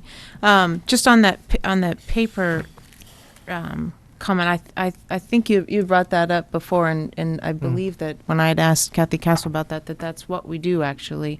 She said that she buys in bulk and that it comes distributed through there was her answer, but Yeah, I know. But wherever we are with that, I think what I want the council to do, I mean, as you said, this was something that you were looking at individually, but what has happened is that one counselor, Counselor LaBranch, said that he was getting a lot of phone calls in regards to this, and he didn't know what it was. And I said, well, I'm not sure about, I'll find out, and I'm pretty sure it was a request made by Counselor Glennon, but as a resident. But if this is being generated and questions are being asked of the council, then I would just ask that, we can discuss this as a council, so that everybody's on the same page to start answering some of these questions. I didn't receive any phone calls until this afternoon when somebody saw something in the paper and asked me about it, and I said, well, I didn't see the documentation behind those numbers. That's a number that's been given to you by one counselor, and although it says that it's going to be discussed tonight, it's not on our agenda, and it's not a council topic yet.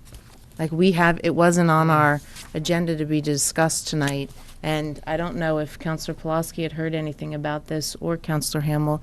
Spoke to Councillor Wilfred Hamill yesterday. He hadn't heard anything about it. Councillor Hart hadn't heard anything about it, which is why I gave the update. So at this point, I'd like to ask councillors if this is something everybody would like a copy of, if they want to go through the vendor report, and if you have any other questions or comments. Councillor Hart. I found the article in Foster's frustrating because even just by the title, it was misrepresenting what happened. And the fact that it was brought up the way it was very disappointing, because the councilors, especially Councillor Glennon, you've been a member of the council since the open space bond was passed or right after it. And we've been getting memos from Melody that outline every single penny that's been spent.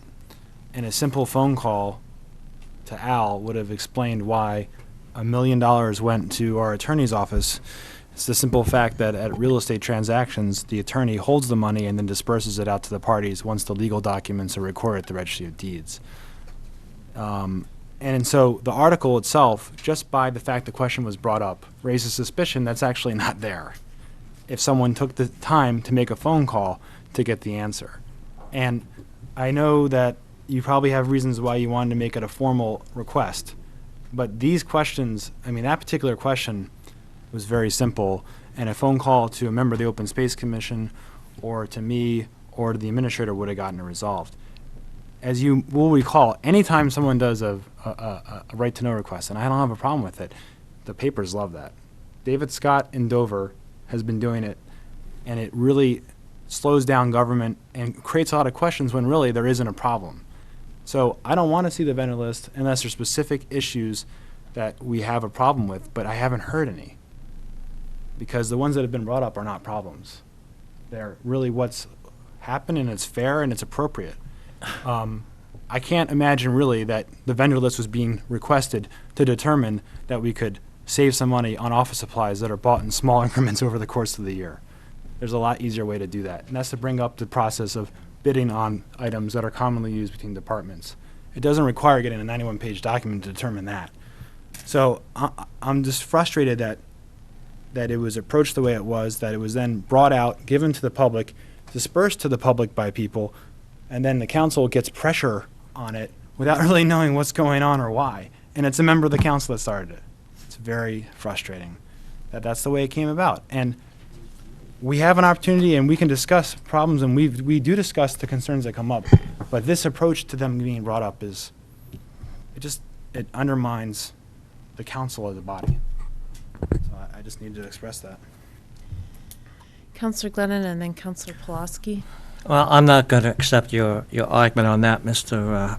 Counselor Hart, because if you had the vendor list, there was more to that vendor list. You need to take a look at that. You need to do your due diligence as a counselor, and don't try to sit here and belittle me because I'm doing a job. Now, with this list, you're referring that I dispersed it out to the public, and I did not disperse it to the public. There was a person on the budget committee that I gave it to. I felt the budget committee individual may want to look at that. What happened with it beyond that?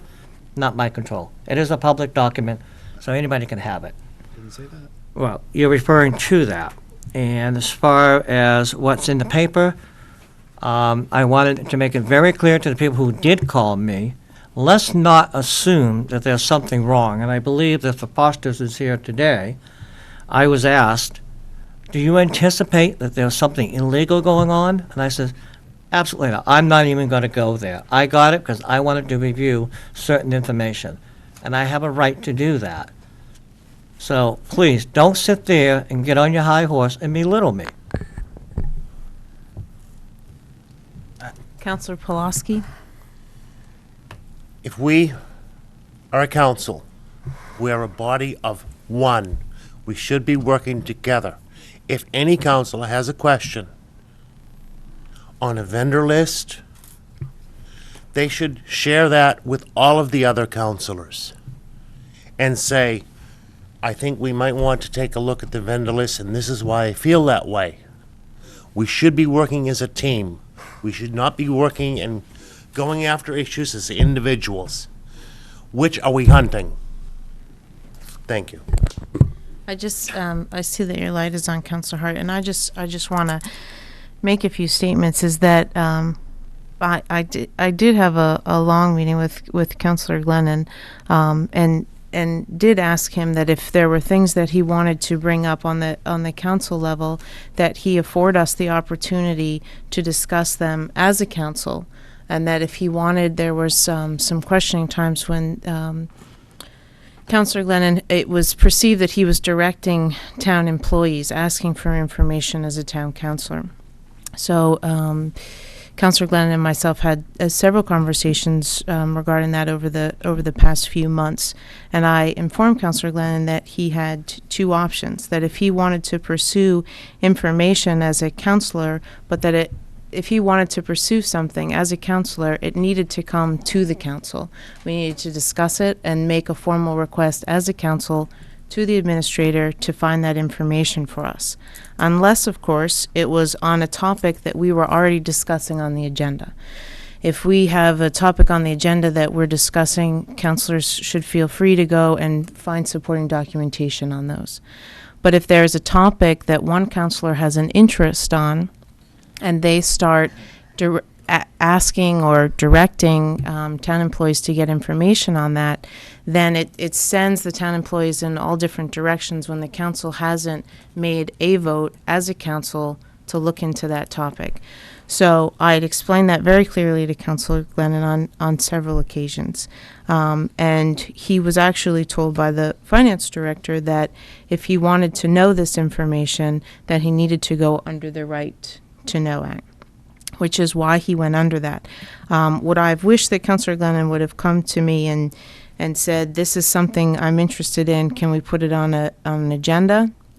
Yes, I would have, because it would have given the council the opportunity to look through this and offer suggestions about where they might want to see changes be made or question, or maybe his list for vendors would have been longer because other councilors would have had an opportunity to look through it, which they still have that opportunity to do. So I agree, it's again put us in a position where we're reacting to a document that's gone out to the public when it should have been discussed on the council levels first. It would have been the preference. But yes, Councilor Glennon, you're absolutely correct. Under the Right to Know Act, you can ask for this information. But since you are a member of the council, it would be helpful if you would do it through the council so we could all be on the same page.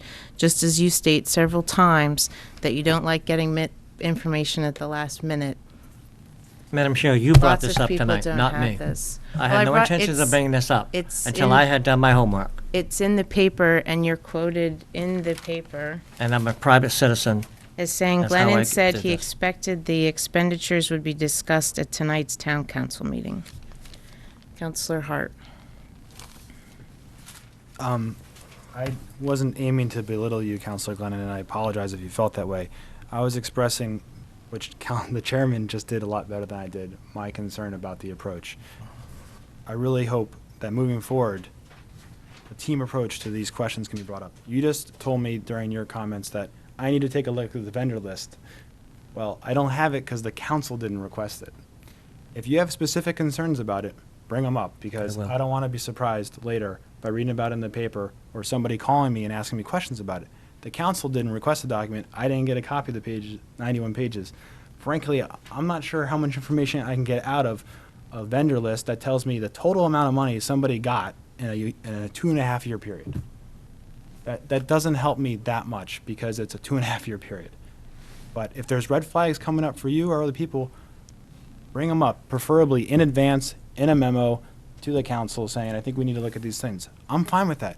I have no problem with you requesting the information. Just as a member of the council, I don't think you've been denied an opportunity to bring up an issue before the council.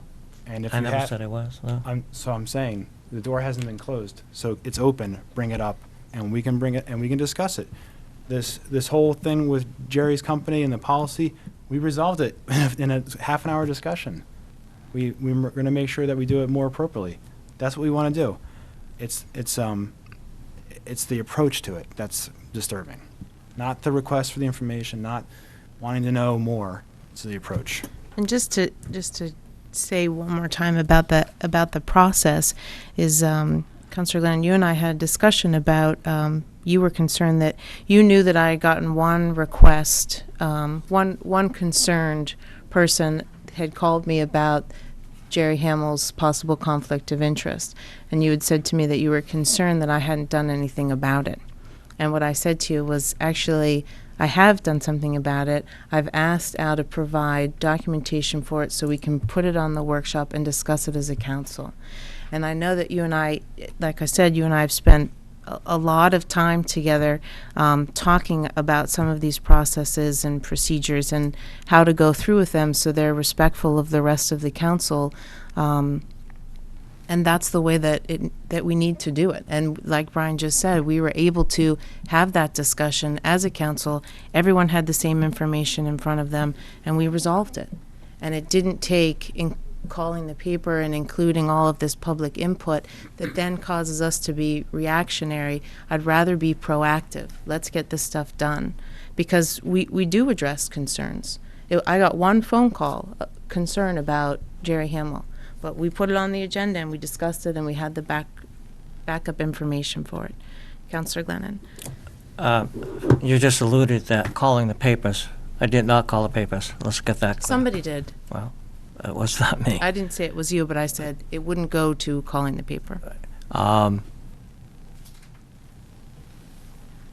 You had said, I had a conversation with you at the time you were running for office. I brought that issue up and said it was an ongoing issue. At some point, it's going to be addressed. You assured me at that point it would be addressed. When you became chair, we talked about that as an issue, and you agreed at that point. So it took you all of this time because one resident called you to get it on the agenda to speak about it. And I remember that conversation with you. So from May to March, or May to February, you don't bring it up ever again on the council level or to me that I it had was a already brought it up to concern. you. It was up to you to bring it up, and you didn't. You waited until a citizen called you. But you do And now I'm realize, getting blamed for, now, Councillor Glennon, you do realize that you're a councillor that sits on this board and has every opportunity to say to this council, I would like it if we could look at this at a workshop. it was I discussed apologize with that you directly. I apologize that I forgot that you had asked me that when I was running. I just want that And clear. I'm not sure why you didn't feel like you couldn't bring it up on the council level. Why are you throwing it back to me that I should have to repeatedly ask you for? I'll take ownership. All I'll right, take do that, ownership of please. it. But I would like to ask you, I would like you to know that you have every opportunity Yes. to bring up concerns on this board, and that we will move them, we will You look have- at them in a workshop. That's correct. And you Okay. have an obligation, when you're asked to do it, to do it. That's all I'm saying. Thank you. Thanks. Is there any other discussion?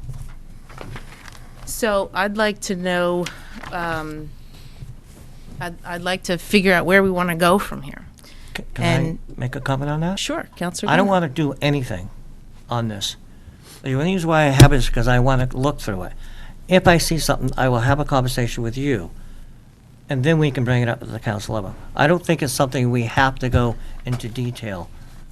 I'm only asking for some information, and if it proves, one of the examples I was saying to referring to Council Hart was, when you need to look at this, there is a concern that I have, but I'm not going to go into public right now with it. I want to have the opportunity to talk with you and to Mr. Dixon, and by asking for those documentation to support those figures is where I'm going with that. Now, some of that money, I got calls that said, oh my God, we spent a lot of money on legal fees, knowing that there are some of those legal fees are being used for settlement of suits that the town has had. That's what I was told. I'm sorry, what did you just say? I Some was just used said for- there's a large figure there with Malcolm McNeil. Oh, lawsuits was the Yeah, word you lawsuits. used. Okay. And I thought maybe that's what that money was for, not knowing. That's why I'm asking for documentation to support why are those figures so high. And if I have questions about it, then I'll go to you with those questions. So to bring up the vendor list at a council meeting, I don't think it's something we have to do right now. Okay. I'm willing to go through that process. That's where I was going with this whole thing, was researching myself to see if there was anything there. And that's why I'm asking for this information. Okay. Counselor Pulaski and then Counselor Hart. I would like to know how information the Council Glennon asked for ended out by being a request from a private citizen and then an article in the paper, when it was a request the Councilor Glennon, as a private citizen, asked for. Say that again. I got a call from the media You, as a private citizen. but how did they know to call you on this issue when you were the one that first requested it? Madam Chair just said that it's circulating out there, so somebody probably called the media and said, give Dana a call. I didn't call the media But- at all. In that, you may not have called the media, but you obviously shared this information with someone that did. It's a Freedom of Why- Information Act. You can get this, anybody can get it. If I get a call on it, I can talk about it. Why weren't your fellow councilors? For the same reason what I just said to you, Councilor Pulaski, I'm doing my homework, due diligence. If there's nothing here, we have nothing to worry about. Don't you think to work as a team that's saying, I'm concerned about this, I'm going to look into this, and if I this didn't is-" have a concern until I got the list. Obviously you did, otherwise you wouldn't have even asked for the list. Due diligence. We should have this during our budgeting process. That's what I So- was thinking. Okay. So, Counselor Hart. Go ahead. Okay. Were you done, Counselor Pulaski? What was I gonna say? I forgot, so that's probably Okay. fine. All right. So if, at this point, if the council is not making any motions to do anything with these documents that have been circulated around, then we will leave it at that. And hopefully, if Counselor Glennon feels that there's a concern that he has, that he'll bring it up with the entire council so that we can all be on the same page. But there is a suggestion from Counselor LaBranche of seeing copies of the manifest, which would be helpful. So if that's something that if you'd like to make a motion on that, then we can make sure that that's something that we can get done and provided, okay? I'll make a motion that the councilors are supplied with a copy of the manifest in the room where their mailboxes are, that they can access at any time. If they so choose to read it, fine. If not, fine. But if they do read it, it would be nice if they could just initial it and sign off. That's my motion.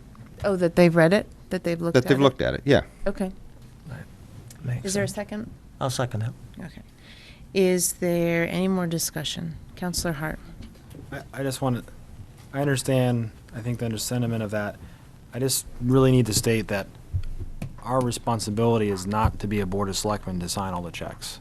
And so I can look at the manifest, but, and I can look at the supporting invoices, but do I really know enough about the projects to, for example, at my job, if I'm not the lead on a land project, I don't approve the survey bill.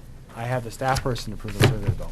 So, Councilor Hart, I would like to look at something that may be this big as opposed to something that's this Yeah. big. That's all I'm asking. Right. And I'm asking for me as a counselor. I just want it to be clear that our job is not to approve the checks that are sent out.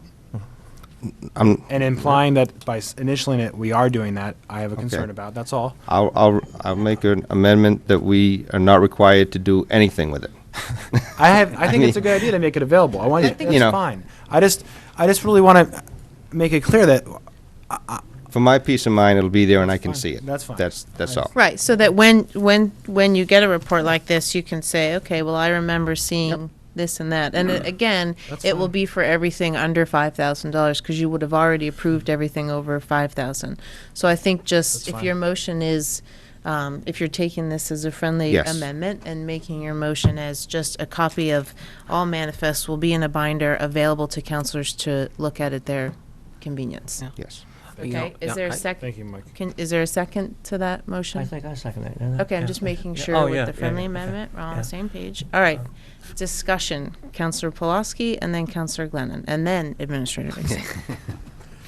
I'd like to make it known that manifests are available, and I think this motion is a good idea to make them more easily accessible to the councilors. And I agree with Counselor Hart on that we should not be required to initial when we do or don't look at it, and I thank you for the amendment.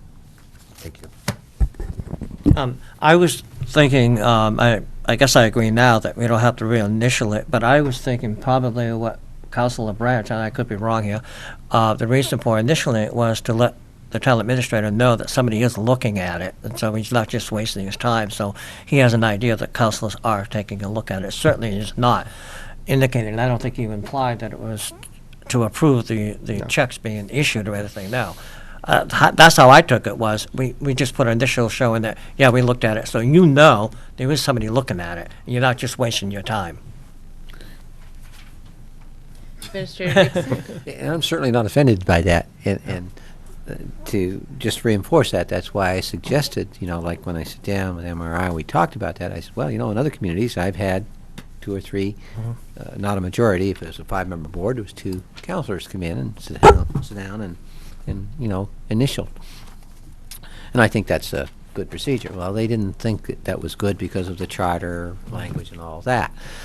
I certainly don't see any harm, and it would be nice, I think, if the council just initialed. It doesn't mean they've approved it. It means you've looked at it. I'm not challenged or whatever by that. I think it's great. Great, sounds like we're all on the same page. Administrator Dixon, can you call the roll, please? Okay. Councilor Pulaski, Aye. Councilor Jerry Hamel, Aye. Councilor Branch, Aye. Councilor Glennon, Aye. Councilor Hart, Aye. Councilor Jarvis. Aye. Thank you. Motion carries. The next item on the, under old and new business is it's not on here, but as Administrator Dixon alluded to, we need to go over the warrant articles, which you should all have, decide whether or not we are recommending them. Does everybody have a copy? I don't, is there? Do you have an extra copy for, Jerry, just For a Jerry. second. I've got to find mine. did you get yours, Mike? Yep. Can we I've take had a- them, I Can we can't. take a quick break? Yep, actually, we can take a quick 5-minute break and we'll make some extra copies and so that we can have them out there too. Are we gonna go through these like one by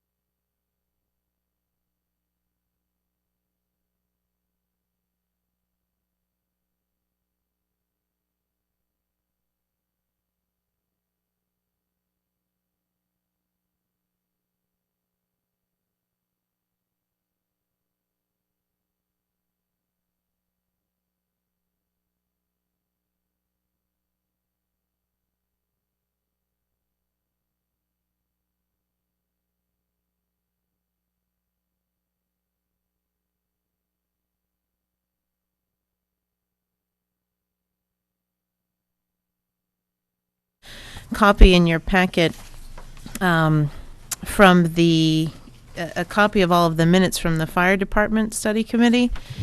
And there are some members here because their recommendation is to have 4 full-time firefighters, which would need to be added to the warrant article, which is what we're about to go over. So I just wanted to make sure that counselors were aware of the recommendation from the Fire Department Study Committee, had an opportunity to look over their minutes. I did call Counselor Wilfred Hamill he has been attending these meetings, and asked him if there was anything he wanted to add to this discussion.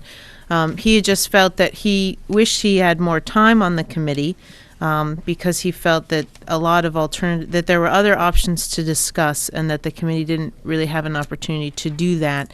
And if you recall, at the last meeting, Councillor Jerry Hamill had stated that he felt the committee was having a hard time getting together and meeting, and then the next thing I knew, we had a request. So I was a little bit concerned about how that happened. But in looking through the minutes, I can see that they've definitely had some discussions about the 4 full-time firefighters. I didn't see a lot of discussion about other alternatives, which is what I thought we had charged the committee with looking at. So, is there any discussion on this recommendation before we start looking at the warrant articles? Councillor LaBranche. Let's see, I believe it's on the February 11th minutes, if everybody can get to those. Page 3. Halfway down, it states that Rick estimates that $20,000 would come out of payroll because of no longer having to pay volunteers for daytime coverage. And I guess my question to that would be, you're going to tell the volunteers to not go to the fire, or if we needed them? You familiar with what I'm talking about, Mr. Molaski? There's some other positions, the steward positions and paid positions that would be eliminated, not necessarily just for covering calls out of that figure. But you would still expect for a fire call, you would expect the people that are in town that were available to go, that they would still be going. Yep. Also, a little further down, the estimated salary per person. I understand these are estimates only, but as far as the fee for the lieutenant, I mean, what does a chief get? A full-time chief? Depends on the department, I guess. A size of Newmarket. I mean, what would... I would say 70. It would be that I high. would guess 70, 65 to 70. Maybe 75. Would- Peterborough, for example, their chief is 78, I think. Okay, I guess, if, from my perspective, I would feel a lot more comfortable, and this is no slight on you at all, Rick. I know you've done a great job as the chief. But I guess if we're going to go or consider going to a full-time department in one way or another, I would really appreciate having a full-time chief to oversee everything. That would be my only recommendation to this. I have no problem with the concept here. I think it's a great concept, but I think that we need someone that's really going to have the top authority to make this work. We took out the lieutenant position and made it 4 firefighter MTIs also. Did you have anything? No, that's okay, it. Councillor Hart. So why did you eliminate the lieutenant position? We looked at cost and we looked at what we need done, what needs to be done, and that's what we need. We don't need a full-time chief or a full-time officer. We need firefighter EMTs to cover our calls. What would be different if the chief was full-time but was an officer doing all the same duties as everybody else, other than being in charge of them as well? I mean, The money. but But in reality, why would a chief get paid twice as much for, I mean, just because he's chief, the title chief? Yes. That doesn't make any sense to me. Education background. If you're gonna get a chief, you want a chief. You should probably come to the mic because no one out there is going to be able to hear you. Will you just introduce yourself too, please, Mark? Hi. If you're gonna get a fire chief, you're probably gonna have a guy Should with. just introduce yourself, I'm sorry. Mark Bradford. I'm on 2 Edwin Lane. I'm a former member of the department, and I'm on extra fire department. If you're gonna get a chief, you're gonna get a guy who, we're gonna have to, for the town, get a guy who's got a good educational background. He's not just someone to drag hoses, or, you know, he's gonna be someone who you'll be in contact with. He'll be in contact with Al, someone to shake the hand. What we looked at was, I was, in the past, wanted 2 or 4. We looked at the regulations under 17, 10, and 20, and they both state you should have 4 to really be safe. I guess I'll say, because it's getting late and I'm getting tired, but given that I picked this up yesterday. We got it yesterday. I can't put forward a proposal this year with the choices that we have and the union contract for the police department and with the downtown project. I'd like to see the committee do a little bit more work in the other alternatives because they don't seem to have been evaluated as thoroughly as this one. I'd like to see a more formal report, not just copies of minutes and a cover page, that gives me some of the information that you probably got in a, like tables and show the growth of phone calls, what the other towns do, what the salary ranges are, what the position, the structure of those departments are. You know, did you call? I know that the voters rejected the idea of the second floor being renovated. It was put in here as an idea, but maybe some more investigation of that or the other alternatives. And I also think realistically, the only time that we'll be able to put this forward is when the downtown TIF is finished. And when that money that's in that going into the TIF district is released back to the general fund.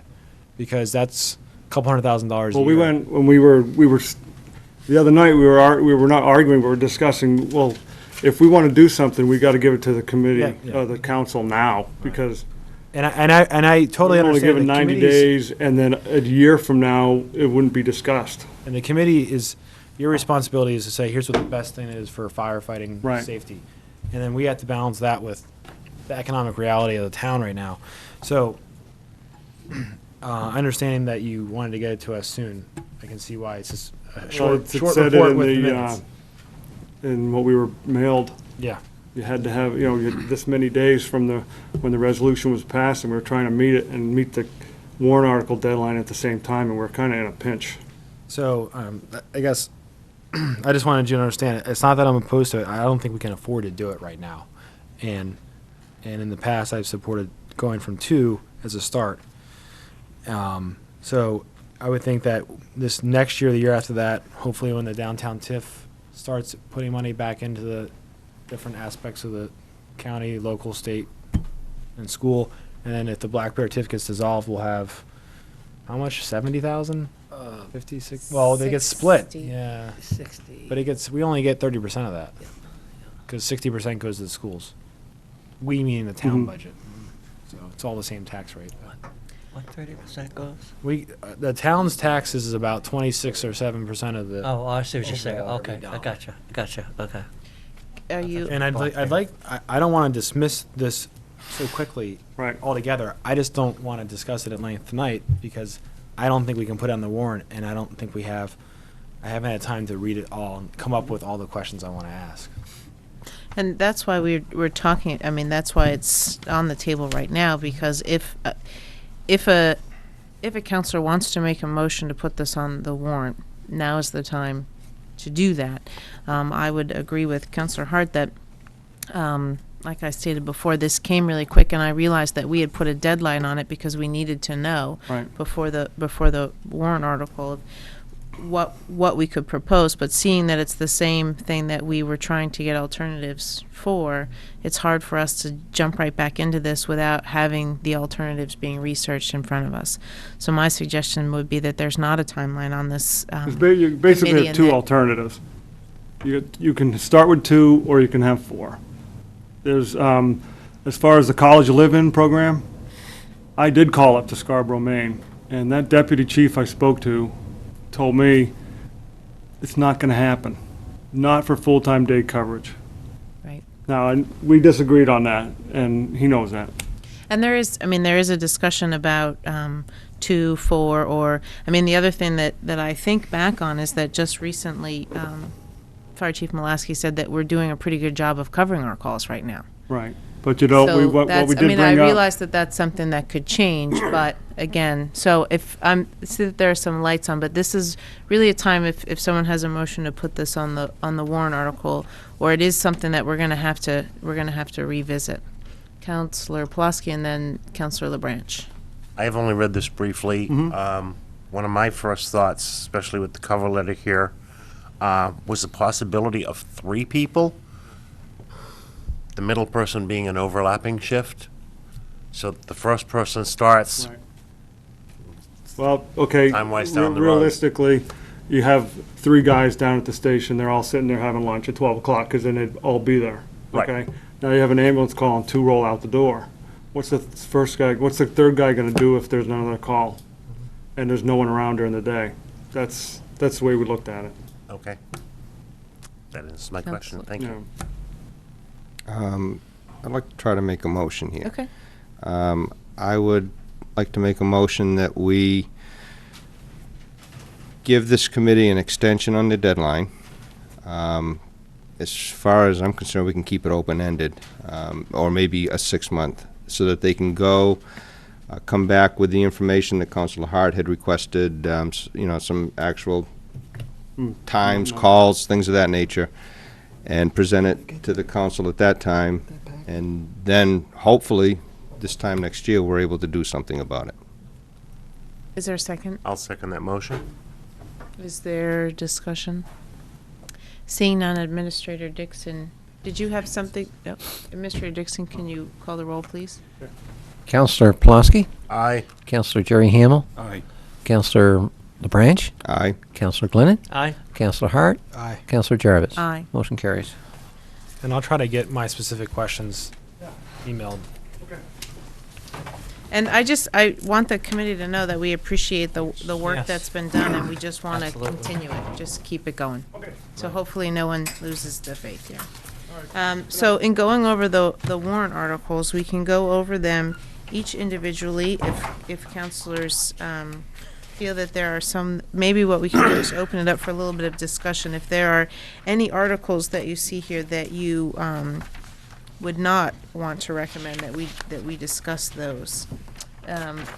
Councillor Hart. I'd like that, unless I hear some other explanation from the town administrator, I think we can remove Article 2 about additional bonding for the downtown project or underground utilities. We have it. I just left that there to. Yep. I think we have existing funds to do it, and if we ask for additional authorization, it would provide us with some flexibility to deal with property acquisition for parking and other needs. But with the vote last year, I think folks are saying, that's enough money for the downtown project. Let's see how it goes. And then if we can get through the project and the outcome is positive and we still want to identify parking needs, we could propose a specific proposal at that time to fund a parking approach. So I don't think we need to ask for additional authority, and if we do so, I think we'll have to do a lot of work to get it passed, and we'll be doing it right when the construction starts. So it's probably not the best time to be asking for it. Just to clarify too, you mentioned the parking because that's where the money is coming from. Well, As far as, that's where some of the money is coming from. Some of the money that we were kind of earmarking towards parking is now being used towards utilities, which is something that needs to be said because there was a lot of concern as why were you asking us for money that you already had? Well, it wasn't money that was already earmarked for this. We've taken it from somewhere else within the TIF as far as what we were looking at doing.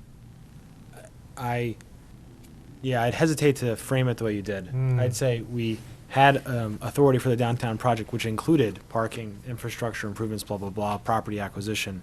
Right. And when we proposed the bond last year, it was because we wanted to be able to use the money we had to buy specific properties, like the Kwanzaa hut, which we did. But there was maybe the ledges or some other ones. And we've kind of put that as a back burner because we didn't get the additional authority and because the costs are higher than originally anticipated. Right. It's not that we're taking money from somewhere else. That's not how I feel about it. Can I? Well, it's not monies that are separated, it's all Yeah. the monies Yeah. in the TIF, but it was something we were looking to do, but that we're gonna have to hold off on And that. it's consistent with TIF purposes, for sure. Right. No, that's what I was going to say, was try to phrase it that you have these projects out there, and we just decided to focus in more on one area versus, instead of taking money from the parking, focus in on the Right, the specific- priorities have just Shifted. shifted. Yeah. Yep. Okay. Did you have anything else on the articles? I thought everything else was consistent with what we talked about previously. I mean, I missed the night when the budget was adopted for the council, but these were ones that the different committees, so I thought everything else was. And just so you know, when we are voting, it'll be with the change numbers under Article 12. Can I make a Counselor motion? Jerry Hamel and then Counselor Glennon. A couple of things on that Article 2. I guess I kind of looked at that vote last year on that warrant article for the underground utilities as an opportunity for the voters to say something about the downtown. And I think it was the first time that anything had been before them other than discussing here on the downtown. And I guess I kind of look at that vote as people saying something about did they want to even proceed with the downtown, never mind just the utilities. But I wouldn't mind seeing something before the voters this year, you know, to see if, I never hear from too many constituents, but I do hear an awful lot on this, you know, the downtown, and that's kind of why I've been doing a lot of voting against it in the past. But I guess the people that talk to me aren't much interested in doing too much downtown. Just to clarify, they're not interested in improving the water and sewer lines, the underground utilities, or the enhancements of enlarging the sidewalk. Is it the infrastructure or The downtown aesthetics? project as a whole, they're not interested in spending the kind of monies that we're talking, is what I'm hearing. Yeah. But, like And I I- say, I don't hear a lot from people, but that's one area where I do. And I think that was a concern that was brought up on the at the Business Association meeting that was sponsored Julie Glover, who's not here anymore. But there was this concern about the amount of money that was spent, and I think just a clear picture of the breakdown of how much is actually spent on infrastructure improvements and how much is actually, because there was the conversation, well, if we're going to go into to improve the water and sewer, all of these things are going to be torn up, so why not put them back the way that we want them? And what is that additional cost from changing it slightly to a different downtown? And I think identifying that would be helpful for people that are against the entire project. Maybe some more clarification on that is needed for the public. I had a second question, too. How far west does the TIF district, the downtown TIF district go? The boundary, the west. Which is ways west. Which I'm trying to when you're think. down I think It goes- west would be There towards were the a couple tracks, right? spots. Oh, well, that'd be south, probably. That's No, south. I'm not Okay, sure. south. Okay, if it's toward the railroad tracks, it goes right to the railroad tracks. West I would take going this way towards Manchester, which would be behind Morelli's. That's what I'm And thinking. then it goes up and just across to Bay Road. Okay. So did you have a specific, you're just throwing it out there, you'd like to see something as an article that gives voters the opportunity to vote against Phase 2? No, I was more saying that I took that vote last year as As a message that they didn't, not only is did they their only not. opportunity to say, hey, enough's enough, you know? Okay. I believe it was Counselor Glennon and then No, it's a Councilor Hart. Counselor Hart and then Counselor Glennon. Well, I don't agree that it was the only opportunity. First, there was the establishment of the TIF. Second, there was the first bond, which was voted, and it was the general concept of the downtown project was approved. Then there was a second bond, which is approved by more than 60%. The last vote was 59%, which is still a majority. So what I took the last vote as, this is a good project, but you're not spending any more money on it. Because we didn't get 60%. But a majority of people still thought it was worth spending the additional, I don't know, I can't remember what we even requested, 2 million? 2 million, yeah. 1.2. 1.2. Yeah, 1.2 million. So it's a different interpretation, and so that's all. Counselor Glennon? I just want to add to that. I think the 1.2 million that was shot down last year was to cover the additional cost of the inflationary cost, which was never projected, whatever reason. But original cost was this amount, and because we had to plan out for 5 or 6 years, and then the cost escalated on, through nobody's fault other than cost does go up, do something with it. So I think the voters voted that portion of what that was all about was they didn't want to bond any more money. So therefore, we were able to get that legal opinion, and we can use existing TIF monies for that project. So it's just, I guess, a point of clarification. Administrator Dixon. Councilor Glennon's correct. There was the inflationary costs, adjusting that from 1988, or 99. The inflationary costs, adjusting the construction funds to the Part of 2007 figures, okay? But the other portion of that, if you recall, we had to change that portion of Phase 3 down through the bowl, what we call the bowl, Yes. because of the utilities. They can't stop where our bulldozers do. So that's why Is that, that what you were going to say? No, I wonder. Did you have something else, Counselor Glennon? Yeah, if there's no other discussion on the articles, I'd like to make a motion that we vote on these articles all as one. Warrant articles. Is there any more discussion? So is his motion to recommend all the articles except for?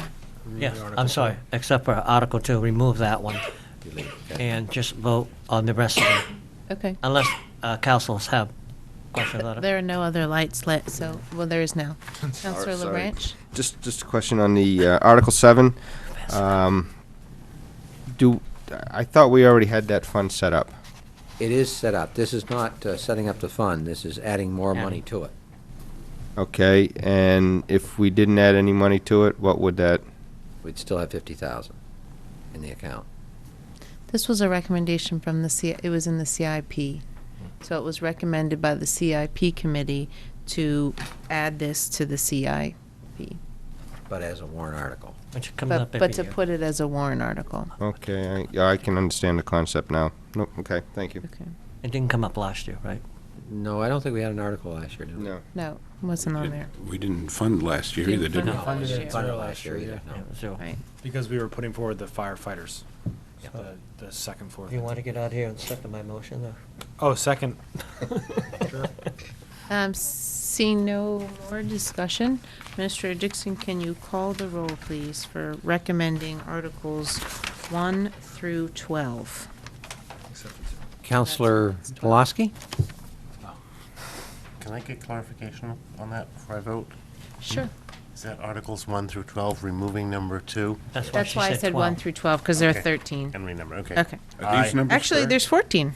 So it would be, these numbers would have to be readjusted, because Article 2 would be eliminated. So Article 3 would then Be be 1 Article through 13. 2, Article 4 would be Article 3. Yep. Are these the correct Well, I think my amounts? motion said I that. know there was some confusion before. No, on and that's the- what I said, when I originally said it, note that when we vote on these articles, it will be the the corrected amounts for the budget and the default budget. Which I have written down here. I can read them to you. Yeah. No, Eh, eh. 391, 296. 9,391,396. 296. 296, okay. 9125, 250. There you go. 912, 5, 250.